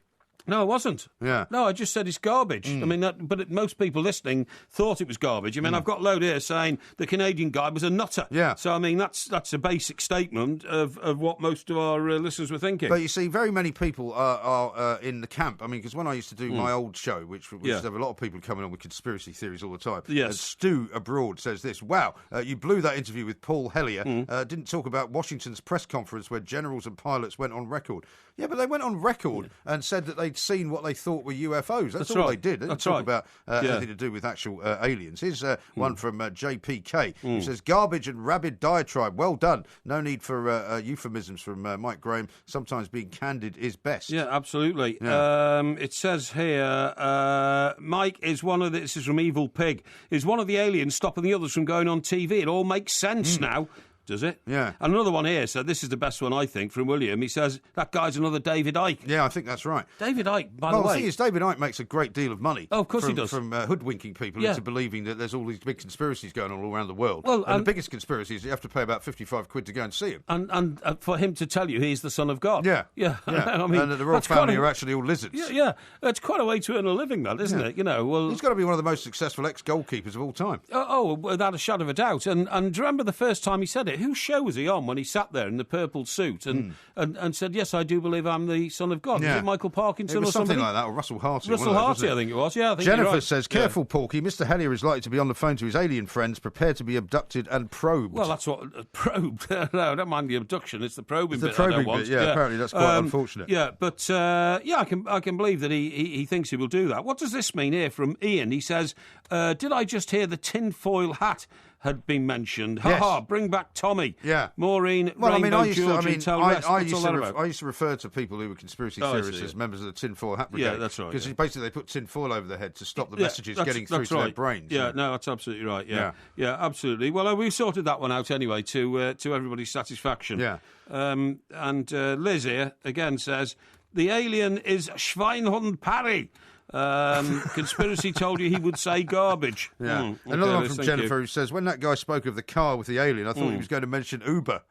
Yeah, because by the way, I've had an ongoing conversation with that taxi driver that was on the other night. Yeah, who's now apologised basically for giving us grief on Twitter. That's right. And he said that he'd be more than happy to come on again. So we might get him on again to talk to him about the Uber scenario, because in the end, he was trying to make out that we were against black cab drivers, which I said absolutely the complete opposite is absolutely. true. And when we said that actually we don't use Uber and we only use black cabs, surely that was a clue that we were actually on your side. Yeah. By the way, if these aliens are about and all that, do they have superior physiological form to us? Well, this is the funny thing, isn't it? I mean, everybody assumes that if there are aliens walking around us, one, they're cleverer than we are. Two, they've come here on craft that we couldn't possibly understand or replicate or even manufacture. Yeah. And so if they were doing that, the question then is, why are they doing it? Yeah. Why are they here? But the other thing is, what are they doing? If the Pluto machine, like the Pluto craft... Our machine that went off to Pluto, which travelled 3 billion miles across the Milky Way, which is the universe we're in, apparently, right? Yeah. Didn't spot any aliens on the way, and it's been going for, 9 years? Yeah, but the thing is, if they're cleverer than us, and if they're in craft which are not understandable by our technology, maybe they've got some cloaking device so you wouldn't see them anyway. Well, I don't know what it's about. The reason I ask about the physiological thing, I was going to tell you actually later in the show, might as well tell you now, there's been a massive breakthrough in heart science. What? Well, from, these stem cells that you can take out of different parts of the body and all that kind of stuff, usually out of the spine and all that. Right. Some scientists in America have now actually developed a beating orgasm from stem cells. What? A beating organism.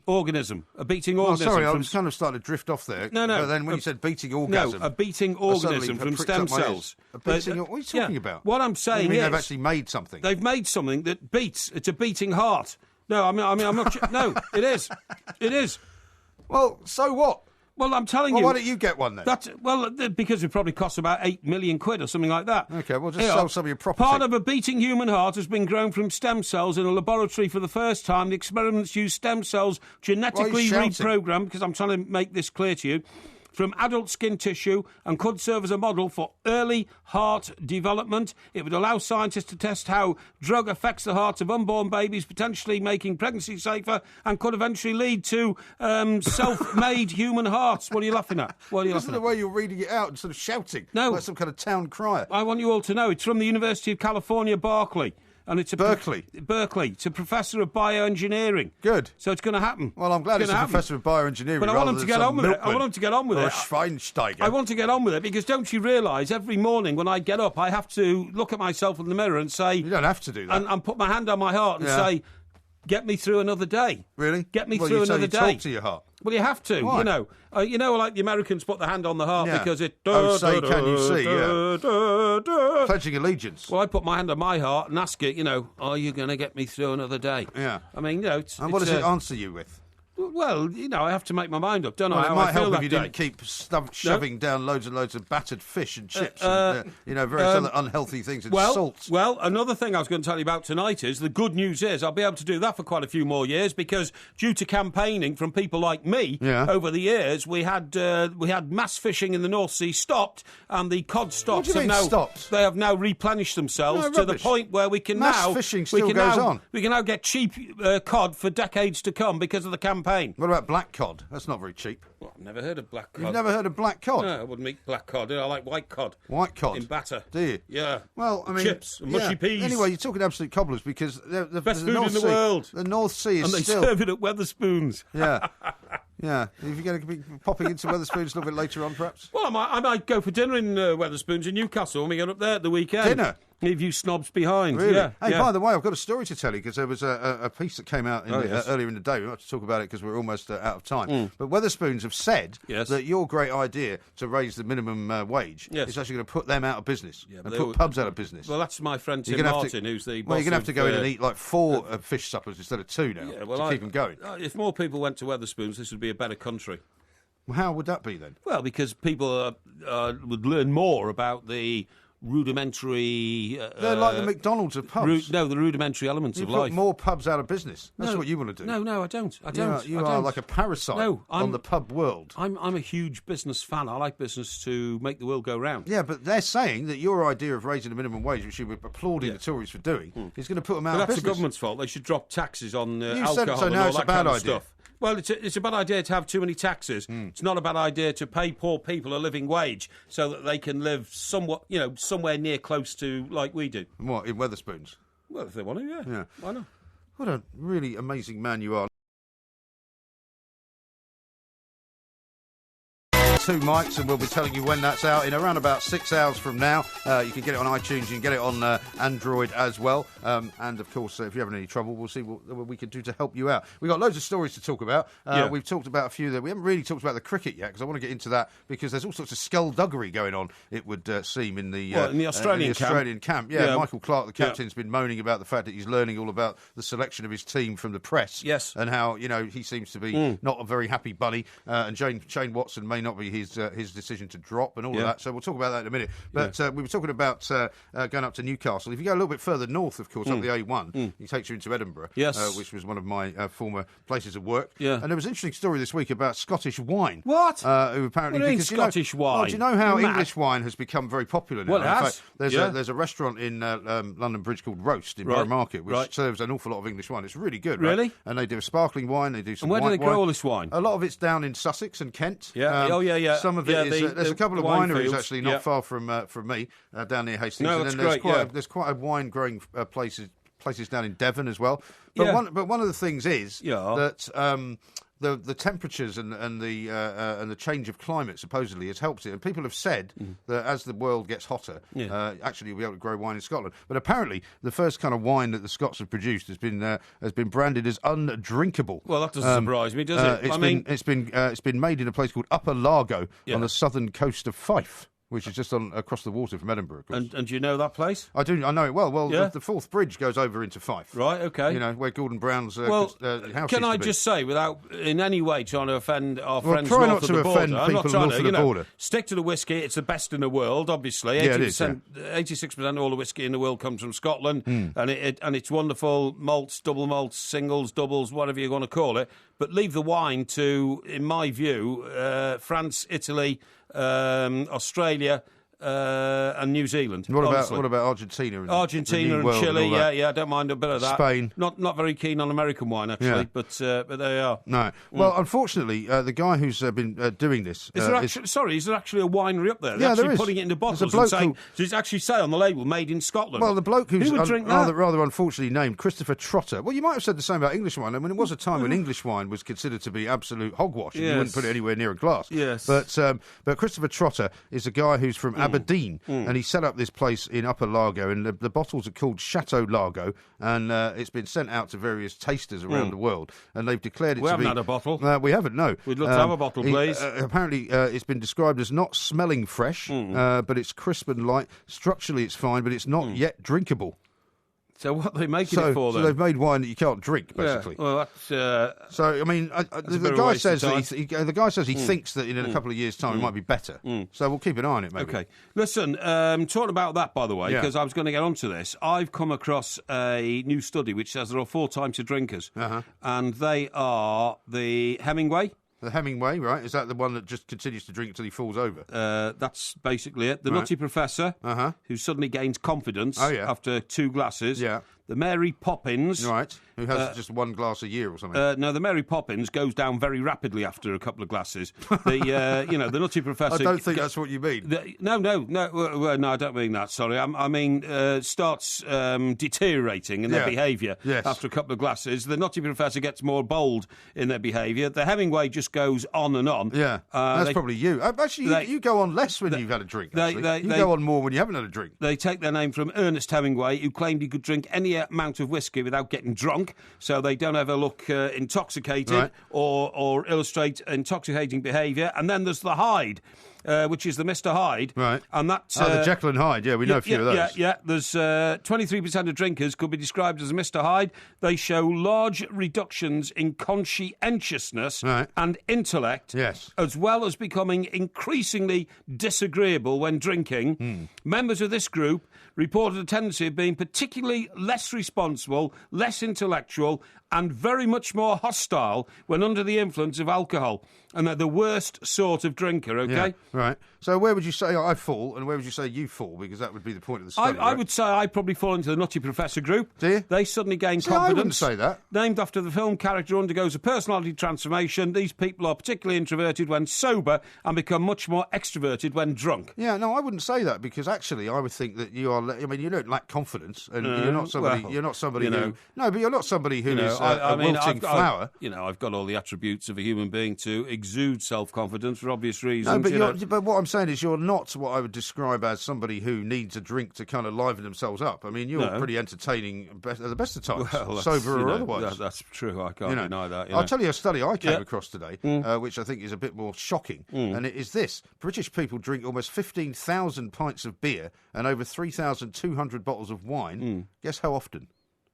Do you mean one person? Well, no, not one person, obviously. Right. But as a country, we drink 15,000 pints of beer and over 3,200 bottles of wine every week? No, I'd say every minute, probably. It is every minute. Every minute. It's every minute. Incredible. Spending £30,000 in 60 seconds. Every 60 seconds in this country, people spend £30,000 on beer and wine. Unbelievable. Where would you put yourself in this group? Would you put yourself as a Hemingway? Probably, yeah.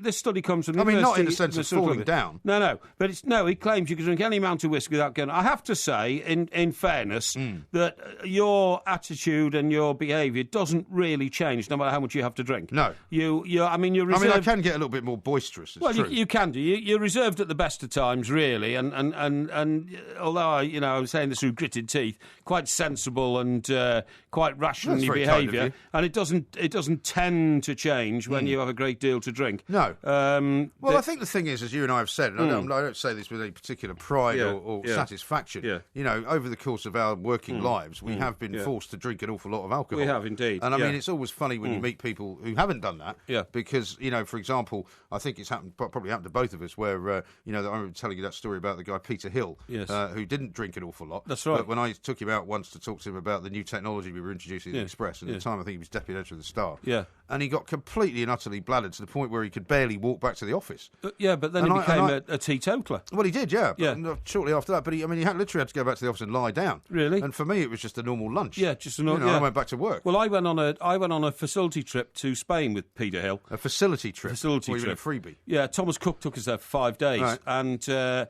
and he literally was the sort of guy who, when drunk, would throw darts at the back of people's chairs and all that kind of stuff. You know what I mean? Yeah. He was completely out of control. And this is a very respectable man now who still writes a column in the Daily Express. Yes. And who literally decided at one stage when he was just like a senior feature writer or something, he had a drink problem. He went on the alcohol. You don't have to course. give his name out, this guy, do you? I've already said it, have you? But I won't say it again. Right. And he then became a teetotaler, and he then became the editor of the Daily Star very successfully. They started putting on like massive circulation gains. Yeah. So he was promoted and made editor of the Daily Express, and that's what he retired as a few years ago. Right. So he was all right. Now we know one person that we work with, Yes. Mike, who you could definitely put into the Mary Poppins category. Mary Poppins. They decrease less than average in consciousness, intellect, and agreeableness when intoxicated, and in fact, they just completely collapse. Okay. Yes. Now I know you know exactly what I'm who talking you mean, about. Yeah. Well, don't give his name out. Though. No, they fall forward with their face on the table, Yeah. their hands spread out on the table, their eyes are literally circling around their eye sockets. Vacant. Yeah. They can't remember what they're doing. They ring up mates at 11:20 at night and say, coming out for a drink and all this kind of stuff, because they've actually lose the sense of consciousness, Yeah, okay? exactly. We do have a colleague who could fit into that category, Right. no doubt about it. Now, the other story that I saw Yeah, about drinking, yeah. which is fascinating, is about how the new selfie generation, we've talked about this in the past as well, Yes. 1 in 5 teenagers are now teetotal, partly because I know, it's they amazing. don't like the idea of not looking good in selfies. So when they take pictures of themselves to send around to their pals on the internet, whether it's on, Snapchat or Twitter or Facebook or whatever else, they want to make sure they look their best. So they don't actually want to look hungover, and that's why they're not drinking. It's all about vanity. That is just an amazing statistic to me. When I was a kid, at 16 or 17, everybody drank. Everybody wanted to drink. Everybody wanted to drink to excess. It was seen to be a grown-up, mature thing to drink. Men would go and try and chuck a couple of pints down their throat before they threw up when they were about 15 or 16. And girls started drinking baby shams and all that kind of stuff. And there still is quite a bit of that going on, isn't there? If you're saying 1 in 5 now don't do that, that's 20%. So in a class, say my class, like the lowest sixth form when we were 16 or something like that, and there were 30 people in that class, to tell me that, what did you say? What percentage is it? It's 1 in 5. 1 in 5. So that means 20%. Yeah, six members of that class didn't drink. No, couldn't. That would never happen. That wouldn't have been the case. That would never ever have happened. Now, before we came into work tonight, you sent out a tweet as well about how you were going to be proving that a chimpanzee could actually hold a glass of champagne better than I could. It can. Are you going to tell me about that coming up? Yeah, I'll tell you about that in a minute. All Don't right. worry about it. I'll get the research survey out here and I'll tell you all about it, okay? Because Porky Vision's not far away. It's time to look into the light. This is Talk Sport. If you love the Two Mics podcast, you'll love the live show. Weekday overnights from 1am on DAB Digital Radio and 1089 and 1053 AM and via the Talk Sport app. Talk Sport, your Premier League station with exclusive commentaries every weekend. What an absolute corker! Talk Sport. This is Talk Sport. We are the Two Mics. There will, of course, be a podcast coming out. Just follow us at the Two Mics, and we'll be telling you when that's out in around about 6 hours from now. You can get it on iTunes. You can get it on Android as well. And, of course, if you're having any trouble, we'll see what we can do to help you out. We've got loads of stories to talk about. We've talked about a few that we haven't really talked about the cricket yet, because I want to get into that, because there's all sorts of skullduggery going on, it would seem, in the Australian camp. Yeah, Michael Clarke, the captain's been moaning about the fact that he's learning all about the selection of his team from the press. Yes. And how, he seems to be not a very happy bunny, and Shane Watson may not be his decision to drop and all of that. So we'll talk about that in a minute. But we were talking about going up to Newcastle. If you go a little bit further north, of course, up the A1, it takes you into Edinburgh, which was one of my former places of work. And there was an interesting story this week about Scottish wine. What? Who apparently, what do you mean because Scottish wine? Oh, do you know how English wine has become very popular now? Well, it has. In fact, there's a restaurant in London Bridge called Roast in Borough Market, which serves an awful lot of English wine. It's really good. Really? Right? And they do a sparkling wine. They do some. And where do they grow all this wine? A lot of it's down in Sussex and Kent. Yeah. Some of it is. There's a couple of wineries fields. Actually not far from me down near Hastings. No, and that's then great. there's quite a wine growing places down in Devon as well. But one of the things is that. The temperatures and the change of climate supposedly has helped it, and people have said that as the world gets hotter, actually you'll be able to grow wine in Scotland. But apparently, the first kind of wine that the Scots have produced has been branded as undrinkable. Well, that doesn't surprise me, does it? It's been made in a place called Upper Largo on the southern coast of Fife. which is just across the water from Edinburgh, of course. And do you know that place? I do. I know it well. Well, Yeah? the Forth Bridge goes over into Fife. Right, okay. You know, where Gordon Brown's well, house can used I to be. just say, without in any way trying to offend our friends try north not of to the border, offend I'm not people trying north to, of the border. Stick to the whiskey. It's the best in the world, obviously. Yeah, it is, 86% of all the whiskey in the world comes from Scotland, and it's wonderful malts, double malts, singles, doubles, whatever you want to call it. But leave the wine to, in my view, France, Italy, Australia, and New Zealand. What about Argentina? Argentina and Chile, yeah, I don't mind a bit of that. Spain. Not very keen on American wine, actually, but there you are. No. Well, unfortunately, the guy who's been doing this... Is there actually a winery up there? They're Yeah, there actually is. putting it into bottles There's a and bloke saying... Does it actually say on the label, made in Scotland? Well, the bloke who's Who would drink that? rather unfortunately named Christopher Trotter. Well, you might have said the same about English wine. I mean, it was a time when English wine was considered to be absolute hogwash, and you wouldn't put it anywhere near a glass. Yes. But Christopher Trotter is a guy who's from Aberdeen, and he set up this place in Upper Largo, and the bottles are called Chateau Largo, and it's been sent out to various tasters around the world, and they've declared it We to be... haven't had a bottle. We haven't, no. We'd love to have a bottle, please. Apparently, it's been described as not smelling fresh, but it's crisp and light. Structurally, it's fine, but it's not yet drinkable. So what are they making it for, then? So they've made wine that you can't drink, basically. Yeah, well, that's... So, I mean, the guy says he thinks that in a couple of years' time it might be better. So we'll keep an eye on it, maybe. Okay. Listen, talking about that, by the way, because I was going to get onto this, I've come across a new study which says there are 4 types of drinkers, and they are the Hemingway. The Hemingway, right? Is that the one that just continues to drink until he falls over? That's basically it. The Nutty Professor, who suddenly gains confidence after 2 glasses. Yeah. The Mary Poppins. Right. Who has just 1 glass a year or something. No, the Mary Poppins goes down very rapidly after a couple of glasses. The the Nutty Professor... I don't think that's what you mean. No, I don't mean that, sorry. I mean, starts deteriorating in their behaviour after a couple of glasses. The Nutty Professor gets more bold in their behaviour. The Hemingway just goes on and on. Yeah, that's probably you. Actually, you go on less when you've had a drink, actually. You go on more when you haven't had a drink. They take their name from Ernest Hemingway, who claimed he could drink any amount of whiskey without getting drunk, so they don't ever look intoxicated or illustrate intoxicating behaviour. And then there's the Hyde, which is the Mr. Hyde. Right. And that's... the Jekyll and Hyde, we know a few of those. Yeah. There's 23% of drinkers could be described as Mr. Hyde.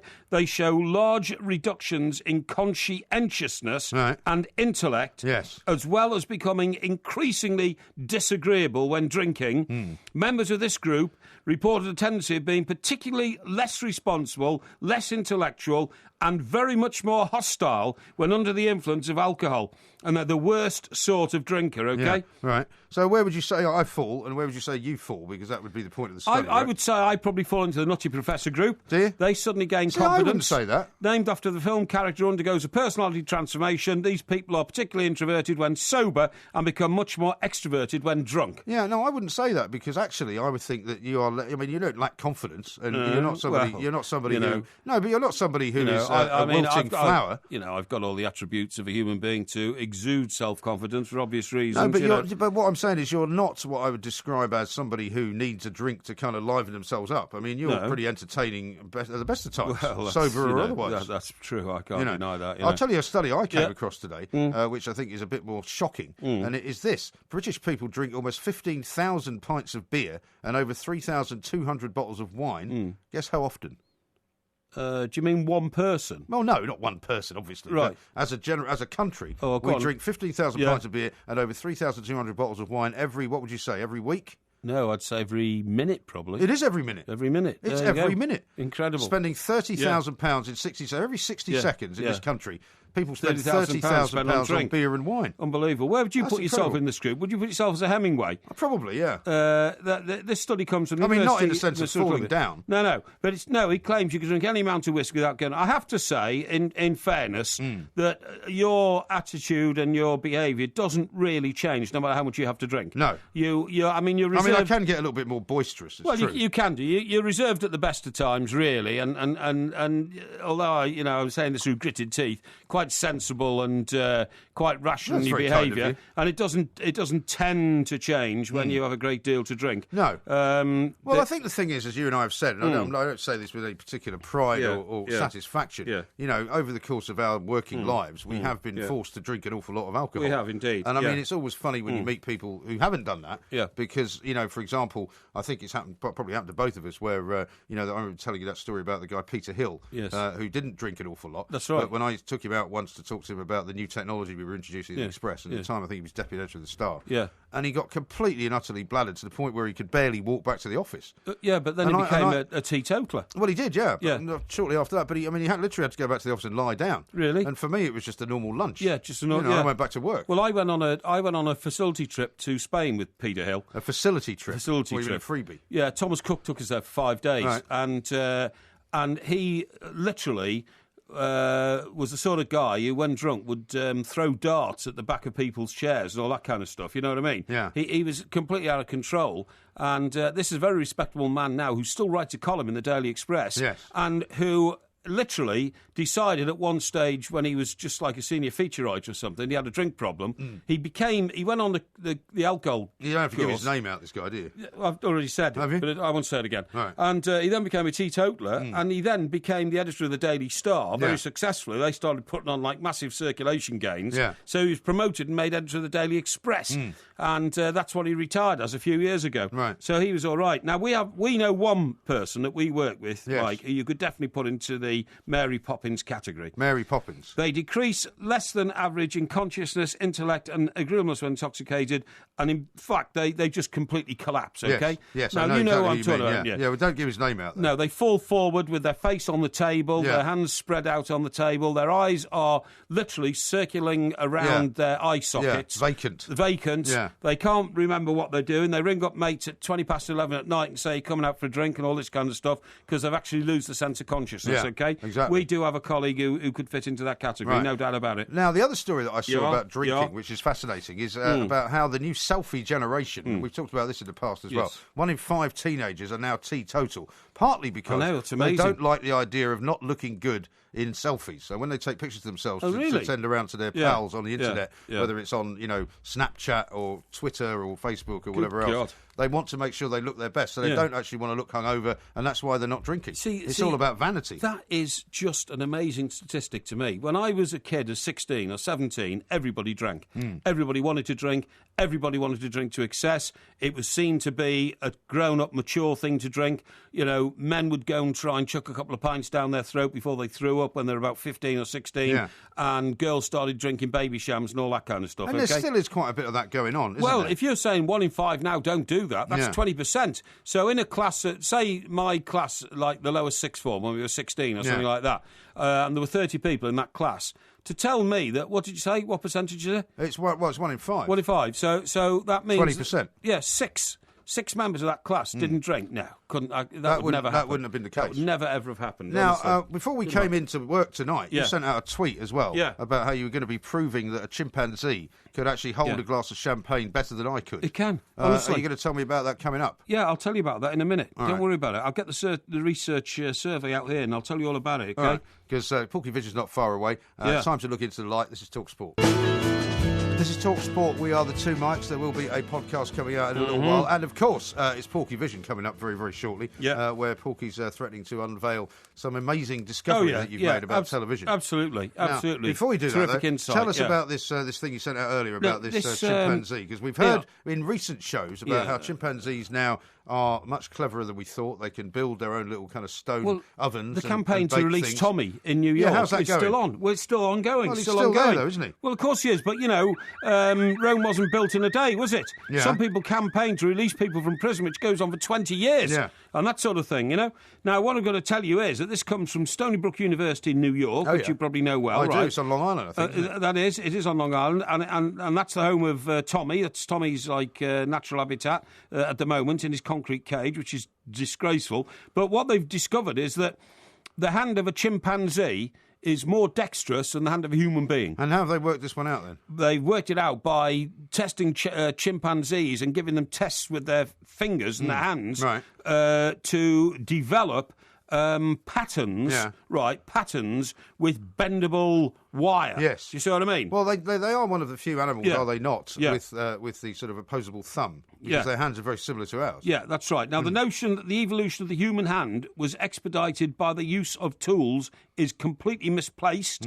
What they say is it's the chimpanzee whose hands have shown the biggest changes. Oh, yeah. And that our hands have developed from what chimpanzees did, not what, Stone Age man did. You see what I mean? Yeah, well, I get that. But you see, I suppose one of the things that you would argue about, and I said that last time we had an expert on about it, is why is it that for some reason the apes have not kind of evolved in the same way that we have, if you like. And she said, I think at the time, well, it's all about your environment. It's about what what they haven't done is build houses. What they haven't done is make cars. That kind of thing. Well, that's because you see, and the hands are very much to do with this. Yeah. They've got very much longer fingers because they need them to swing through trees. Right. Quite literally. Yeah. I get that. Developed elongated fingers, ideally suited for life in the trees. Yeah.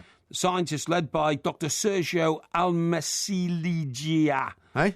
Almasilegia. Okay. From Stony Brook, as I told you about. He says humans have only slightly modified finger and thumb lengths. This probably occurred with the advent of habitual bipedalism. Bipedalism. Right. Sounds like somebody who was cycling. No, bipedalism in hominimus. And certainly almost... Sorry, what are you laughing at? It's like you're talking a different language. No. This is worse than German. It's bipedalism in... It's not bipedalism. No, it's bipedalism in hominimus, and that almost certainly preceded the irregular stone culture. So our hands didn't develop from the fact that Stone Age man thought piece of flint, scrape flint, get spark, fire. Right. See what I mean? It didn't start like that. How did it happen then? Well, it happened because of evolution from the chimp, rather than... What, so the chimps actually discovered fire before the humans? No, it's nothing to do with fire. No, I was just using that... talking about fire. Because I was using the example of what Stone Age man needed his hands for. Right. So Stone Age man would say, pick up spear, run to boar, kill boar. No, you understand? I'm using it as an example. No idea what you're talking about now. What I'm saying is, a Stone Age man would look at his hands and think, now what are these for? Yeah. Because he wasn't very bright. Right. And then he would pick up a spear. But he would use his hands to eat, presumably, wouldn't he? And to rip the flesh from wherever he was cooking. Yeah, sure. Mind you hadn't had fire yet. No, exactly, sure. But what I'm saying is, he would have to work out what to do with his hands. Yeah. So he, pick up spear, run to, wild boar. Yeah. Plunge spear in boar. And before he knew what to do with his hands, he'd put them behind his back like Prince Philip. No, you idiot. Before that, you're quite right. He probably thought his hands were just to sort of feed his face or something like that. You know what I mean? And then they developed more uses for his hands. So, for instance, if Stone Age man was trekking across the plain and came up against a cliff, then for the first time he'd have to work out hands for climbing. You know what I mean? And I don't know what you're laughing at. Why do you think that's how he spoke? Well, they would, wouldn't they? You know I what I don't mean? know. Well, they wouldn't speak like us, how do we would get they? from this to the champagne glass scenario? Well, because what I'm saying is, one of the most useful uses for a hand is to pick up a glass. Yeah, it is. And have a drink of wine or something like that. You know? Not if you're a chimp, though. No, you idiot. Although we also did that story not long ago that they enjoy getting drunk, don't they? Of course they do. They use the fermented fruits. That's right, the fermented fruits and all that kind of stuff. Forbidden fruits. And all I'm saying is that, the hand is a wonderful tool. Yeah. But the wonderful tool of a hand has not really been developed through human development. It is actually a direct evolutionary process from the ape. But you see, this is where I from differ. The chimp. This is where I don't differ from you, but I question because the brain of the Stone Age man presumably led him to discover fire. Led him to discover, better means of killing animals with shelter, better means of finding shelter. And none of those things did the chimps do. No, really? Well, I think they did because listen, let me show you this. I'll roll up my sleeves, okay? Yeah, all right. And then I'll cross my hands across my chest like this. Yeah. Now, it's a nice watch you've got on. Yes, it is a nice watch. Yes. Oh, it's just it's relatively cheap. Yeah, it looks cheap. It costs about £150. £150? Yeah. Now it's worth about 10. Now here I have my hands crossed against my chest. Now you very Egyptian looking. Yes. Now you tell the audience in which direction do the hairs on my arms go? Hey. On which direction do the hairs on my arms go? They go sort of across your arms, don't they? No, they go downwards, don't they? They don't. They do. They go across. No, they don't. Once you cross your arms against your chest, do you know what I'm doing? I am Stone Age no man. idea what you're doing. I'm Stone Age man protecting myself against the weather. Okay. Because when it's sleeting and raining up there, you put your hands across your chest like that. Well, that's not going to help you to protect keep your your head heart dry, and your lungs. Eh? It's not going to keep your head dry. Well, you've probably got something on your head. Well, and look, the hair on... I mean, this is... An anthropological teacher taught me this. See the hairs go down. Anthropological? Yeah, the hairs... No, they don't. They do. Well, I can do the same thing, and the hairs don't move. The hairs go downwards because that's when You haven't got much hair on your arms, anyway. Yes, I have. And when the rain and the water drops on your arm, instead of going under your skin... What? The hair that's pointing downwards... It's not pointing anywhere. It is. It provides a furrow. You've barely got any hair on your arms. It provides a furrow. You're like an alien. It provides a furrow for the rain to run off your body. That's nonsense. It's not. Absolute rubbish. This is a Yeah, I'll take a picture of you doing that, All because right, it looks ridiculous. This is a caveman pose. Yeah. Caveman pose. I really don't get any of this. What I want to know is why... And the hair goes down. This is what I want to know is why is it that if chimpanzees are so dexterous that they haven't used that skill to become more evolved, if you like? That's the bit I don't get. Because all they've done is to continue to live pretty much in their own environment. They haven't advanced to the point where... Well, that's because man won't let them live in any other environment. Well, you think it's down to them being oppressed? Of course it is. Of course it is. And this is all about Tommy the chimp. I mean, what I'm saying is, although dogs are allowed into homes who are like 1/10 as intelligent as chimps, we don't allow chimps in homes as pets, do we? Because chimps, I've told you many times, are incredibly dangerous. Well, they can be, but you can be Remember house-trained. that story of the woman who had her face ripped off by a chimp? Yeah, well, that's right. Which That's was bad wandering news. about in the house, and that's why I keep saying that can happen. A dog can do that as well. Well, yeah, but you've got to train your chimp. But very less likely to do so. Chimps are wild animals, and the point is that if you free all these chimps and let them go into the kind of general population, they will cause an absolute havoc. Yeah, they will wreak havoc. Well, they could, but all I'm saying is that man's oppression against chimps and apes is born out of the Victorian idea that if you didn't cage chimps, they'd become as intelligent as human beings, right? Well, I don't know if that's true. Yes, it is true, and they've always been oppressed, believe me. No, because, I mean, where they live in the wild, surely they would turn their environment into a place where men could not go, because it would mean that they were more intelligent than men, and so they'd be able to suss them out. Well, I think in many cases they are, aren't they? They set traps for human beings. Well, and they're that more sort of important thing, than don't some they? humans, aren't they? Sorry? They're more intelligent than some humans. Yeah, of course they are. Yeah, and the attitude of Homo sapien towards his fellow what's the word I'm looking for? Parallel survivor on Earth, the chimp, has been disgraceful for years, and man should be ashamed of the way we've treated chimps over the years, because they could be our best friend. And also, if we actually developed a relationship with chimps, I don't think that's a very good idea. And apes and monkeys, yeah, I do.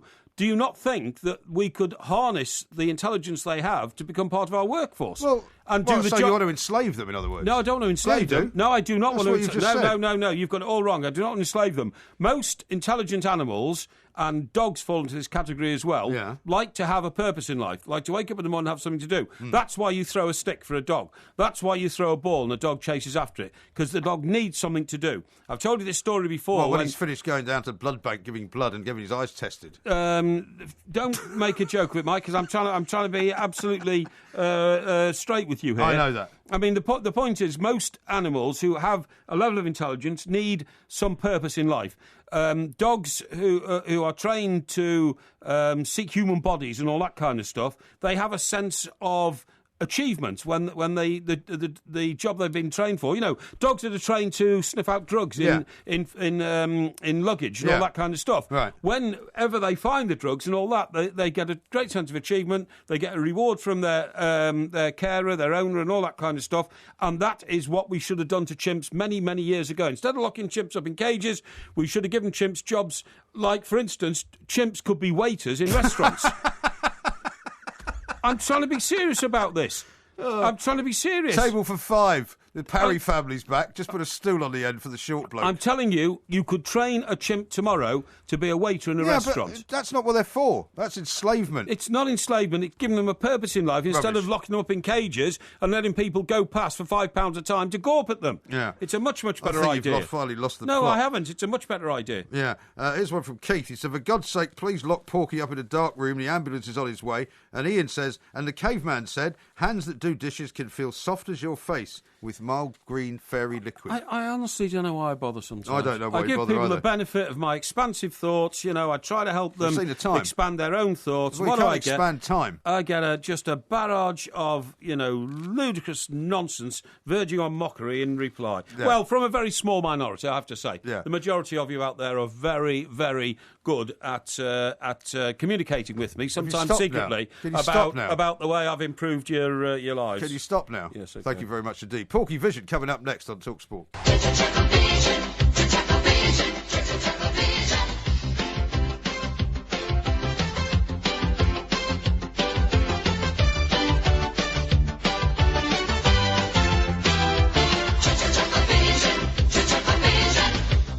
This is TalkSport. We are the two Mikes, and it is that time of the week when it's time for Porky Vision. And this is where Mike Parry gives you the benefit of his experience, his knowledge, and, of course, his critical eye over some of the TV programmes that have been on this week and some of the things you should have been watching if you haven't. What have you got for us, Mr. Parry? Well, have you seen that this programme on telly about all these people just meet for a few minutes and then marry each other?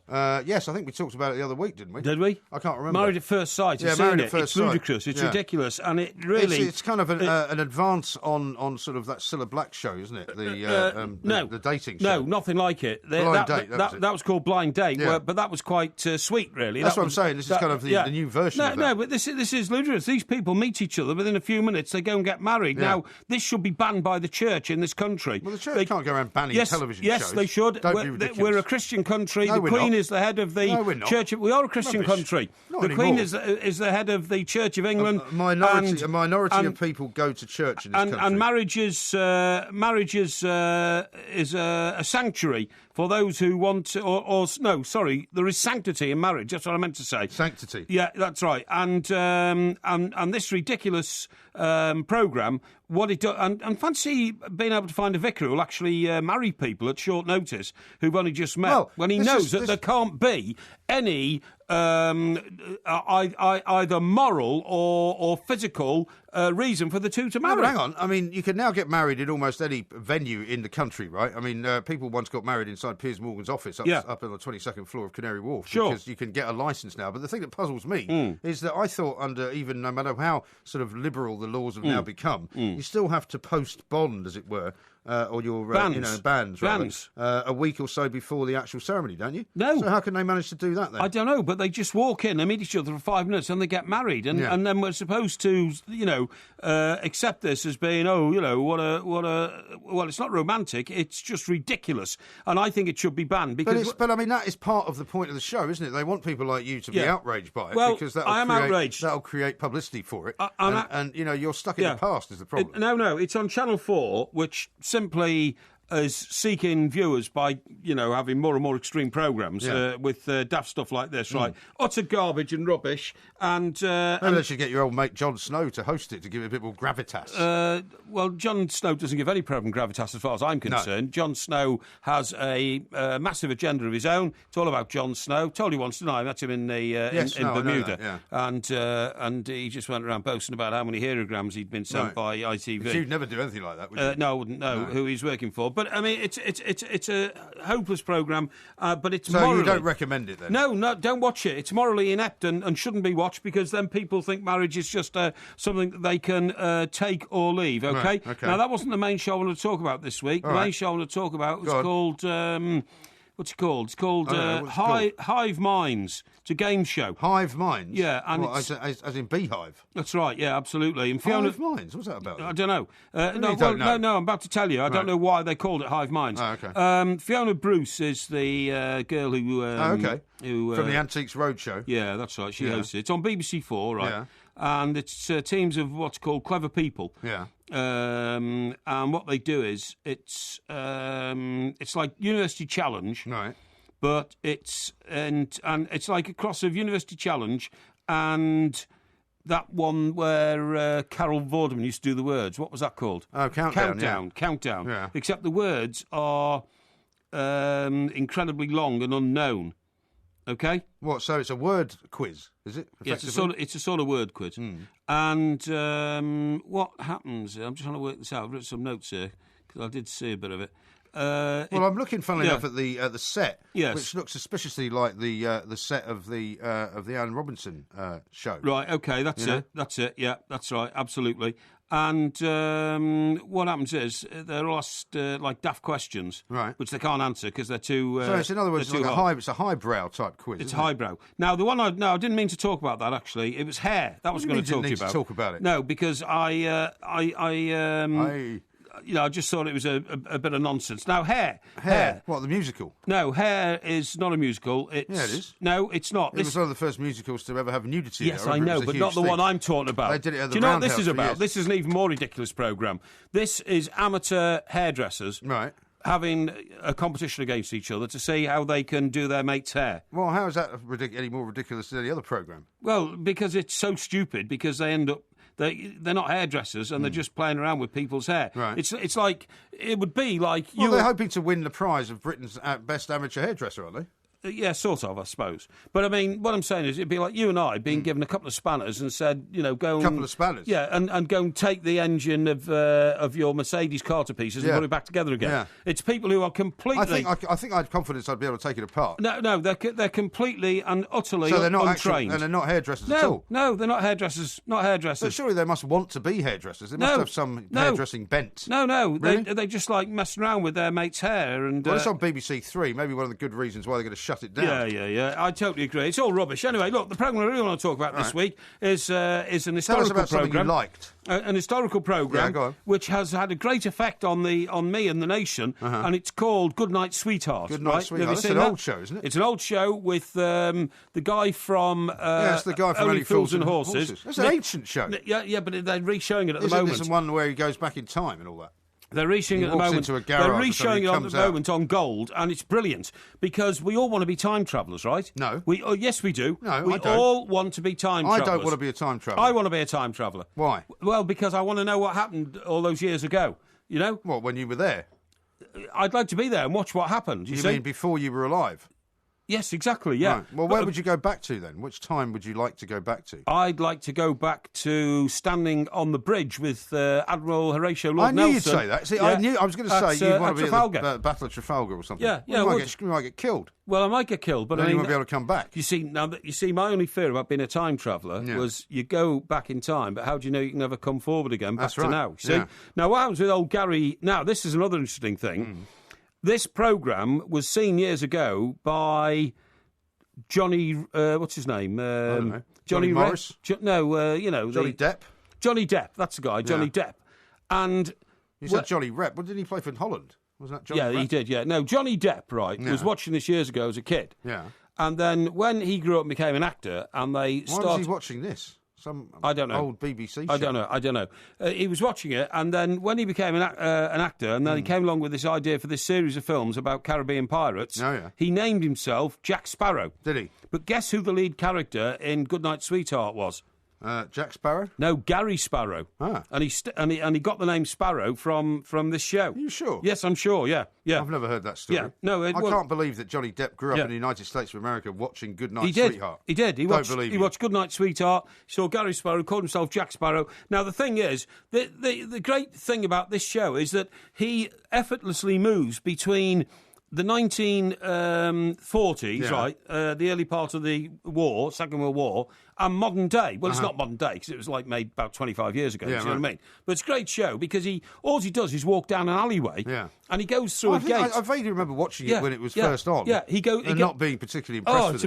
It's a brilliant show. I think it's one of the best TV series ever made. Really? And he goes through a gate, and he's suddenly in 1942. Do you know what I mean? Yeah. But, you see, the clever bit about it is... So does he walk into the middle of a bomb shelter or something like that? No, he walks into a pub where he's fallen in love with the barmaid behind the bar. Yeah, but it's during the war, isn't it? It's during the war. Yeah. And he ends up as a fire warden and all this kind of stuff, you know. But the clever thing about it is that because fashion is sort of cyclical and retro, he can wear the same clothes that he wears in 1942, you know, big old overcoats and fedora hats and all that, which you can now wear in whenever this was made. I reckon it was made in about 1985. 1993. 93. was the first episode. 99 was the final one. Well, there you go, you see. There you go. And it's a brilliant, brilliant contrast between life in the early part of the World War II and life today, or not today, but life in the 90s, you know what I mean? Really. And it's a brilliant programme because it makes you yearn for a different era. Well, you always yearn for a different era, though. An era when, you see, when you couldn't get married in seconds, and, you couldn't get married in seconds. We shouldn't get married in seconds. Women That's a disgraceful programme. Women never came out of the kitchen. No. I've always been a great supporter of women's lib. I have. Of course you have, yeah. Yes, all the time. And I thought you were going to tell us about this great discovery you'd made about the TV. You said you were going to make... I don't know, you told us at the top of the show you were going to tell us about some technological discovery that you'd come across. Technological discovery? Yeah, that was what you said. I didn't, did I? Yeah, you did. I don't know what you're talking about. No, seriously. Seriously, I don't. I'm sure you said that. When I said, when we come to Porky Vision, I hope you've got some good shows to talk about. Well, I did. And you said, no, I've got this amazing revelation that I'm going to tell you about, which is all about, what's going on inside your television. Inside your television? Well, I think that's I don't what you said, understand about the inside of a television. Well, in fact, why to be did you say honest, it then? to be perfectly honest... You don't know much about anything in television, There's really, no such thing as the inside of a television anymore. What do you mean? In fact, I'm astonished. What, you mean you haven't got 3D television? I was just about to say, I've looked at my television tonight, which is obviously a flat-screen television, and there is no inside of a television anymore. No, there isn't. Well, what do you think where is behind it then? Well, it's inside it. No, there's nothing inside it. There's an outside and there's an inside. No, there's not. There's nothing inside the television. There's nothing in there. Well, it's like an empty box. All I'm saying is, don't you remember the televisions used to have that had tubes in them? Cathode ray tube, that was very, very appropriate in your case. Now they've got tubes on them. Yeah. Now you get tubes in them, and they were big, heavy, and bulky things. Just had all the equipment in the back. Yes, I know. But they don't have any tubes anymore. They don't have a tube anymore, but they've still got equipment, as you would put it, in the back. How do you think it works? It must be very little. All it is now. It's slimmer. No, doesn't mean there's nothing there. All's a flat-screen TV is now these days is just a screen that receives a signal. That's all. Well, that's all the old TVs were, but it took a more complicated way of getting the signal. No, in the old days you had to plug your telly into a PowerPoint. Well, that's what you have to do now. No, for power, sure. Yeah. But then you had to put an aerial lead in to a hole in your wall. A hole in your wall, which went out to your aerial on your chimney outside. No, you don't. No, you don't. Yeah, you still have to. You have to get a signal coming in. No, that comes from a box in your room now. Yeah, but it's still the same principle. But you still have to connect the box to the TV. Yeah, but what I'm saying, nothing's changed. No, it has all changed, you idiot. Have you not seen the shape of the television compared to the ones that your mum and dad... shape. Did your mum and dad ever used to have a telly, by the way? Of course they did, So I thought your old fellow was such a crazy old nutter, he might ban televisions from the house. No, he had a black and white TV. A black and white TV, as I told you before, he said that it's the only place you can see things in black and white. Yeah, which was amazing, because nobody wants to see things in black and white anyway. Well, why not? But anyway, look, this is what I wanted to tell you about. You seem to have got off the subject. No, not at all. Good Night, Sweetheart, one of the greatest programmes ever made, because it gave the contrast between life then and life now, and everybody's fascinated about being a time traveller, you know? Yeah. And I'm not. And the thing is, he was comparing the values of his girlfriend in 1942 with the trite value of his wife in the 1990s. She was a career-chasing woman. She liked designer bags, high-heeled, expensive shoes, all that kind of stuff. And, of course, all the time, he had this psychological conflict with what people went through in the early part of the war, when rationing was at its height and beer was only a third of the strength that it is today because they didn't have any alcohol to put in it, and those sort of things, you know? Yes. And I don't know what you're laughing at. Because I don't know what you're talking about. Well, what I'm saying is, it is a marvellously entertaining programme. And I could sit there all day and watch 6 or 7 consecutive episodes of Goodnight Sweetheart, because I feel the message which it gives out restores the sense of rationale and value in modern-day life. Was he not cheating on his wife, though? Yes, he was, yeah. But why do you admire him? Well, because it was in a different era. Sure, he's got the morals of an alley cat. No, it was in a different era. It was literally a different era. Well, it was like 50 years ago, 50 years before. Still cheating, though. Well, not really, because he didn't bring his wife from 1940 into the modern age, which he could have done. He just left her there. Yeah. You see? So does that mean if you're in a different area, that's okay too, like 2 different towns or countries? No, he was in the same town. Because he just walks through the gate and goes back 50 years. High moral fibre. Yes. That you would admire somebody who did that.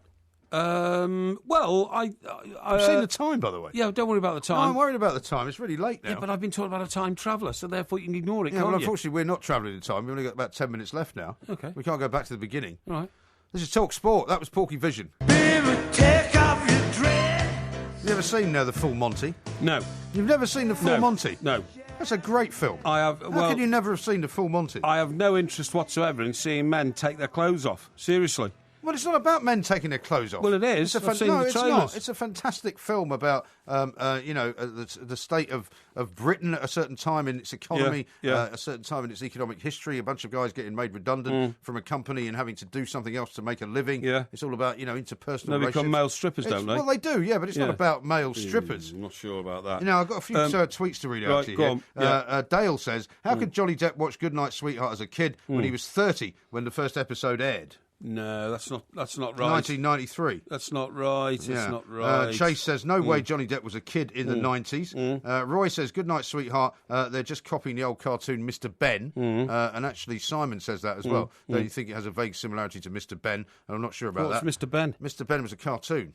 Was it? What, about time travel? About a guy who went back in time. Didn't know about that. James says, does Mr. Parry mean marriage as an institution? There again, who wants to live in an institution? Yeah, well, that's and then one from someone who doesn't give a name. Oh, for the good old days, rationing pre-wartime travel and monkey waiters. Welcome to Planet Parry. Yeah, well, anyway, listen, talking about strippers. Funny enough, you should say that, because I was talking to you about this in the break. There's this report's just come out. It's really, really interesting. Oh, yeah. And it goes on about male strippers and female strippers, right? And I suppose you get male strippers. I don't suppose there's a lot of male strip clubs around. There might be, I don't know. Well, I mean, there used to be the Chippendales, didn't there? I don't know if they're still well, this around. is what I'm saying. And they tend to travel around rather than have a club, Yeah, they did. Yeah, they were in New York a lot in the 80s, weren't they? And all that kind of stuff, right? And of course, but you get, like, male strippers at female hen parties, right? You do. Now, this research they've done on them is fantastic, because what it says that male strippers actually really enjoy their job because they are enhanced by women ogling their well-developed bodies, okay? Yes. And they actually get a sense of pride about it and they feel good about themselves, whereas women... Isn't there a movie out currently about called Mike? Is there? Isn't there a movie out about it at the moment? Magic Mike, I think his name is. Is it? Yeah. Okay. Well, I don't know about that. Oh, okay. But maybe this report was written on the back of that or something like that. But anyway, what I'm saying is, women strippers, it's completely the opposite. Women strippers usually have to do it because they haven't got another job. So they usually do it. Well, I suppose it depends, doesn't it? I mean, you sometimes see interviews with some female strippers who say they're doing it. Some of them at college, they do it to make extra money. Well, that's what I'm saying. That's what I'm saying. But they're doing it for the money. But women strippers, when they strip off, get a completely different... psychological approach to it, because they feel they are being ogled by men. Yeah. Well, it seems more sleazy, doesn't it, in a way? And they feel uncomfortable about it. I think whichever way you do it, it's sleazy, whether you're a male stripper or a female stripper. They feel uncomfortable about it. They feel brutalised. They feel oppressed. You see what I mean? Yeah. I mean, I've never been to a strip club, so I wouldn't know. And I wouldn't. You have? No, I haven't. I watched you going into one. No, you mislead our audience. I watched you going into one. Yes, and I went into one because we were in Soho. To watch the football. We were in Soho. We'd come from some meeting somewhere. There was a big game on. I said, I'm not missing it, Mike. And the only place there was a television was in the foyer of a strip club. I said, why don't we go down to the sports bar down at the bottom of Haymarket? And you said, it's too far away. I'm going in here. It's too late, And I said, but it's a strip joint. Yeah. And you said, I don't care. But I never went into the joint itself. It was in the foyer. Well, you were in the bar area. I was in the bar area. Where there were scantily clad women. No, there weren't. Yeah, there were. I saw them trying to offer you a drink. And the bouncers knew who we were, and we explained who we were, and we said, do you mind? Well, I didn't go in there. Well, you must have done. No, I didn't. No, I watched you go in, and I left with our producer, and we went somewhere else. Oh, did you? Yeah. Oh, well, I stayed to watch the game anyway. Exactly, yeah. But I didn't go in there to a strip club. Anyway, the point I'm making is, sociologists said that women were used to being leered at in college, on the street, or in the gym during their lifetime. Yeah. So when they became a stripper, they went through the same experience as strippers. But for men, the process was more of a novelty because they failed to get the same level of attention during their everyday lives. You see what I mean? Yeah. So whereas men never felt... But isn't that more about the kind of the battle, the war of the sexes, if you like, and the kind of objectivization, I suppose you might say, of women? Yeah. Sexually. It says social scientists found that men get an ego boost from stripping and being objectified by women, but their female counterparts suffered lowered self-esteem from doing the same job. I'm sure that's probably true. And you can imagine that, can't you? Because what they're saying is, there's a debate recently about whether or not women like being whistled at in the streets. Well, I don't think it's much of a debate, to be honest. Why? What do you think? I don't think there's any women that like being whistled at in the street. Oh, I think loads of women like being whistled at in the streets. No, they do. They do. They do. No. They do. Well, you're still living in the 40s. No, if I'm you think not. That's the case. No, I'm not. I've spoken That's to why women. you like Good Night, Sweetheart. No, I've spoken to women and I've read accounts in letters pages of newspaper and all that saying, look, what's wrong being whistled at in the street? Actually, I find it quite a compliment and all Absolute rubbish. Well, okay. That was the case maybe 20 years ago. Well, okay. But not now. Okay, all right. Anyway, the point of my story is this. Women have always been subject to what you might call unwanted male attention, haven't they? Through most of their lives, okay? But luckily nowadays, that happens to a lesser extent. And when it does happen, women complain about it quite rightly. Yeah, of course they do. But in our day in Fleet Street, there was obvious sexism in newspaper offices and that sort of thing. Well, there was sexism in a lot of places in the 80s, certainly. Yeah. In the City of London and all sorts of places. You're absolutely right. You know, in the But that was the beginning, in a way, of that being changed and that being turned around, because more and more women got into the business, more and more women got put in charge of the business, which is a good thing.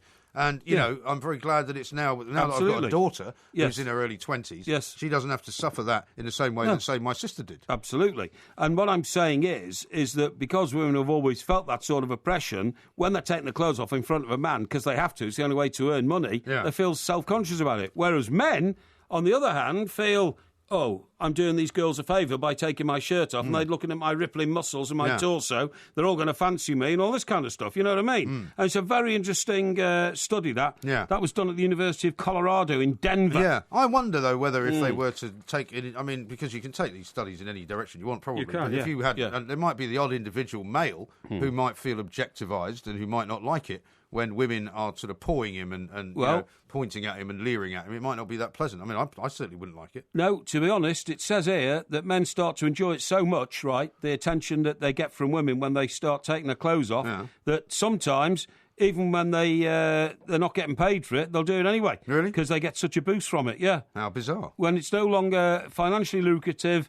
men like it so much they will continue to strip their clothes off in front of women. This comes as no surprise to me, really, at all. Here, it says the research comes as Magic Mike 21, right? The Hollywood film...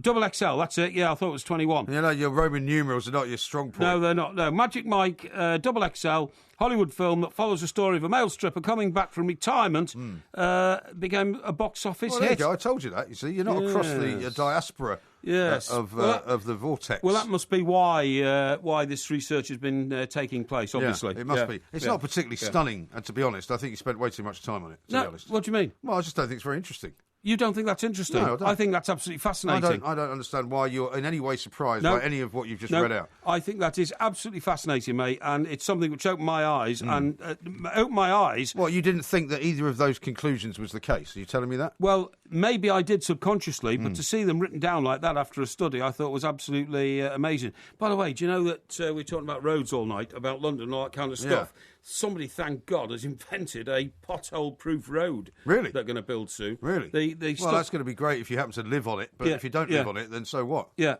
What they're doing is... No, I saw all this because, I tell you why, I get like these motoring magazines, you know, and they a lot of them give you insurance offers all the time. How do you get so many magazines through the door? I keep in touch with things. How do you manage to read them all? I keep in touch with things. Here are, and this is in my part of the world, sorry, more than 800 roads are being given a coating that promises to be free of cracks for a decade, right?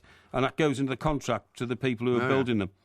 They build roads from scratch and then they apply a special asphalt called Superflex. It's water resistant, it's flexible, it doesn't crack, and therefore water can't get down it and cause potholes. You know what I like that is brilliant. I love this. I'll tell you what I like the idea of, better than that, is those roads that you've seen that they're going to build in the future, which are actually, you can change because they're going to be illuminated in one way or another, you know, so you can like change the signs on them, you can change you can put stop lines in, you can put like a white line down the middle, you can make it a broken white line, because it will be like... you mean like it was a game board? It's like you're driving on a game board, yeah. Isn't that amazing? No, because most motoring signs aren't on the road. They're on poles next to the road. But say for example you had a bus lane which was red, you could change it for rush hour, for example, and just make it white. Or you could make it black, or what I'm saying is you could do that. You could have instead of having a stop double line for a stop, you could take that away and make it so that you didn't have to stop. That sounds like a very expensive business to me. Well, I think in the future this is what we'll be dealing with. Much better than pothole-free roads. I think electric electric roads with a kind of computer screen that you drive on would be brilliant. I don't agree with you. Pothole-proof roads will revolutionise motoring in this country, because do you realise that some cars these days, especially 4x4s and all that, actually one of their selling selling points is to say reinforced suspension to protect against potholes. Yeah. So the point we've come to in this country now is that we've so lost the battle against potholes, which would cost, incidentally, about 10 billion quid to repair if we repaired all the potholes in this country, right? Yeah. We've so lost the battle against the pothole, we're now building cars which are pothole resistant. Yes. Because we Which is a can't good get idea. because we can't get rid of the potholes. Yeah, true. And that's a sign of how our society is inching towards third worldism at a very rapid rate. So where is this road going to be, and when are they going to finish it? It's going to be in Surrey. Oh, of course. It's going to be in Surrey. Marvellous. In stockbroker belts. Well, people in stockbroker belt pay enormous amount of taxes. They don't pay as much as they pay in London. Well, I'm telling you, man, they almost do. And if you pay enormous amount of taxes, almost is not you deserve more. Better roads. That's my view. You don't deserve anything. You pay what you get. You pay for what you get in this life. Yeah. And if you pay enormous taxes and you have to pay the sort of prices you pay in stockbroker belt, then you deserve a road that hasn't got any potholes in it. That's my view. To live surrounded by a bunch of stockbroker type snobs. I would. Well, It means they're all wealthy. No, and if you're living amongst them, you're wealthy as well. Planks. Yeah. Anyway, unfortunately, we don't have a time machine, and we're all out of time. However, tomorrow night it will be a Porky quiz on Newcastle. That's it. Before we head up there on Saturday. Thank you very much indeed, Mr. Parry. Yes. There'll be more. Well, I'd like to say the same for you, Mike. But you have been a bit of an irritant tonight. Have I? Yeah, got on my nerves a bit, to be honest. Never mind. Well, at least you calmed down. So you can't keep up with the pace of my seen thoughts. The time? Look at the time. No, you can't. Honestly, your brain slows down a bit at this time of night. Yeah, it has to slow down so I can have a conversation with you. Your brain works like you walk, slowfully, and like, look at me, I'm dignified. No, you're not. You're just fat and slow. Get lost. Don't forget to come back tomorrow for another sparkling, as fizzy as a bottle of champagne podcast from the two mics. Chimps could be waiters in restaurants. I'm trying to be serious about this. I'm trying to be serious. Table for 5. The Parry family's back. Just put a stool on the end for the short bloke. I'm telling you, you could train a chimp tomorrow to be a waiter in a restaurant. But that's not what they're for. That's enslavement. It's not enslavement. It's giving them a purpose in life instead of locking them up in cages and letting people go past for £5 a time to gawp at them. Pig climber, that must mean like pig shepherd or something like that, I suppose. Something like that, yeah. Pigs climb up the side of mountains. If we actually developed a relationship with chimps, I don't think that's a very good idea. And apes and monkeys, yeah, I do you not think that we could harness the intelligence they have to become part of our workforce? I've been in Italy and met Italian girls, my sheer dynamism, I think, just gave them that feeling they were with somebody special. Some scientists in America have now actually developed a beating orgasm from stem cells. What? A beating organism. Donut.